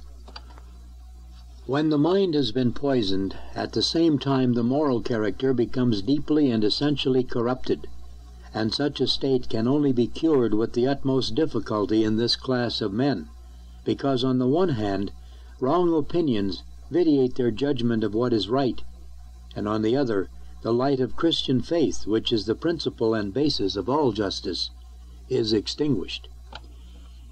In this way, we daily see the numerous ills which afflict all classes of men. These poisonous doctrines have utterly corrupted both public and private life. Rationalism, materialism, atheism have begotten socialism, communism, nihilism, evil principles which it was not only fitting should have sprung from such parentage, but were it necessary, offspring. In truth, if the Catholic religion is willfully rejected, whose doctrine origin is made clear by such unmistakable signs, what reason is there why every form of religion should not be rejected, not upheld by such criteria of truth? If the soul is one with the body, and if therefore no hope of a happy eternity remains when the body dies, what reason is there for men to undertake toil and suffering here in subjecting the appetites to right reason? The highest good of man will then lie in enjoying life's pleasures and life's luxuries. And since there is no one who is drawn to virtue by the impulse of his own nature, every man will naturally lay hands on all he can, that he may live happily on the spoils of others. Nor is there any power mighty enough to bridle the passions, for it follows that the power of law is broken, that all authority is loosened, if the belief in an ever-living God, who commands what is right and forbids what is wrong, is rejected. Hence the bonds of civil society will be utterly shattered when every man is driven by an unappeasable covetousness to a perpetual struggle, some striving to keep their possessions, others to obtain what they desire. This is well nigh the bent of our age. There is nevertheless some consolation for us even in looking on these evils, and we may lift up our heart in hope. For God created all things that they might be, and he made the nations of the earth for health. But as all this world cannot be upheld but by his providence and divinity, so also men can only be healed by his power, of whose goodness they were called from death to life. For Jesus Christ redeemed the human race once by the shedding of his blood, but the power of so great a work and gift is for all ages. Neither is there salvation in any other. Hence, they who strive by the enforcement of law to extinguish the growing flame of lawless desire strive indeed for justice, but let them know that they will labor with no result, or next to none, as long as they obstinately reject the power of the gospel and refuse the assistance of the Church. Thus will the evil alone be cured by changing their ways and returning back to their public and private life, to Jesus Christ and Christianity. Now, in the whole essence of a Christian life is to reject the corruption of the world and to oppose constantly any indulgence in it. This is taught in the words and deeds, the laws and institutions, the life and death of Jesus Christ, the author and finisher of faith. Hence, however strongly we are deterred by the evil disposition of nature and character, it is our duty to run to the fight proposed to us, fortified and armed with the same desire and the same arms as he who, having joy set before him, endured the cross. Wherefore let men understand this specially, that it is most contrary to Christian duty to follow, in worldly fashion, pleasures of every kind, to be afraid of the hardships attending a virtuous life, and to deny nothing to self that soothes and delights the senses. They that are Christ's have crucified their flesh, with the vices and concupiscences, so that it follows that they who are not accustomed to suffering, and who hold not ease and pleasure in contempt, belong not to Christ. By the infinite goodness of God, man lived again to the hope of an immortal life, from which he had to been cut off. But he cannot attain to it if he strives not to walk in the very footsteps of Christ and conform his mind to Christ by the meditation of Christ's example. Therefore, this is not a counsel, but a duty, and it is the duty, not of those only who desire a more perfect life, but clearly of every man, always bearing about in our body the mortification of Jesus. How otherwise could the natural law, commanding man to live virtually, be kept? For by holy baptism, the sin which we contracted at birth is destroyed, but the evil and torturous roots of sin, which sin has engrafted, and by no means removed. This part of man which is without reason, although it cannot beat those who fight manfully by Christ's grace, nevertheless struggles with reason for supremacy, clouds the whole soul, and tyrannically bends the will from virtue with such power that we cannot escape vice or do our duty except by a daily struggle. This holy synod teaches that in the baptized there remains concupiscence, or an inclination to evil, which being left to be fought against, cannot hurt those who do not consent to it, and manfully fight against it by the grace of Jesus Christ. For he is not crowned who does not strive lawfully. There is in this struggle a degree of strength to which only a very perfect virtue, belonging to those who by putting into flight evil passions has gained so high a place as to seem almost to live a heavenly life on earth. Grant that few attain such excellence. Even the philosophy of the ancients taught that every man should restrain his evil desires, and still more and with greater care those who from daily contact with the world have the greater temptations, unless it be foolishly thought that where the danger is greater, watchfulness is less needed, or that they who are more grievously ill need fewer medicines. But the toil which is born in this conflict is compensated by great blessings, beyond and above heavenly and eternal rewards, particularly in this way, that by calming the passions, nature is largely restored to its pristine dignity. For man has been born under this law, that the mind should rule the body, that the appetite should be restrained by sound sense and reason, and hence it follows that putting a curb upon our masterful passions is the noblest and greatest freedom. Moreover, in the present state of society, it is difficult to see what man could be expected to do without such a disposition. Will he be inclined to do well, who has been accustomed to guide his actions by self-love alone? No man can be high-souled, kind, merciful, or restrained, who has not learnt self-conquest and a contempt for this world when opposed to virtue. And yet, it must be said that it seems to have been predetermined by the counsel of God that there should be no salvation to men without strife and pain. Truly, though God has given to man pardon for sin, he gave it under the condition that his only begotten Son should pay the due penalty. And although Jesus Christ might have satisfied divine justice in other ways, nevertheless, he preferred to satisfy by the utmost suffering and the sacrifice of his life.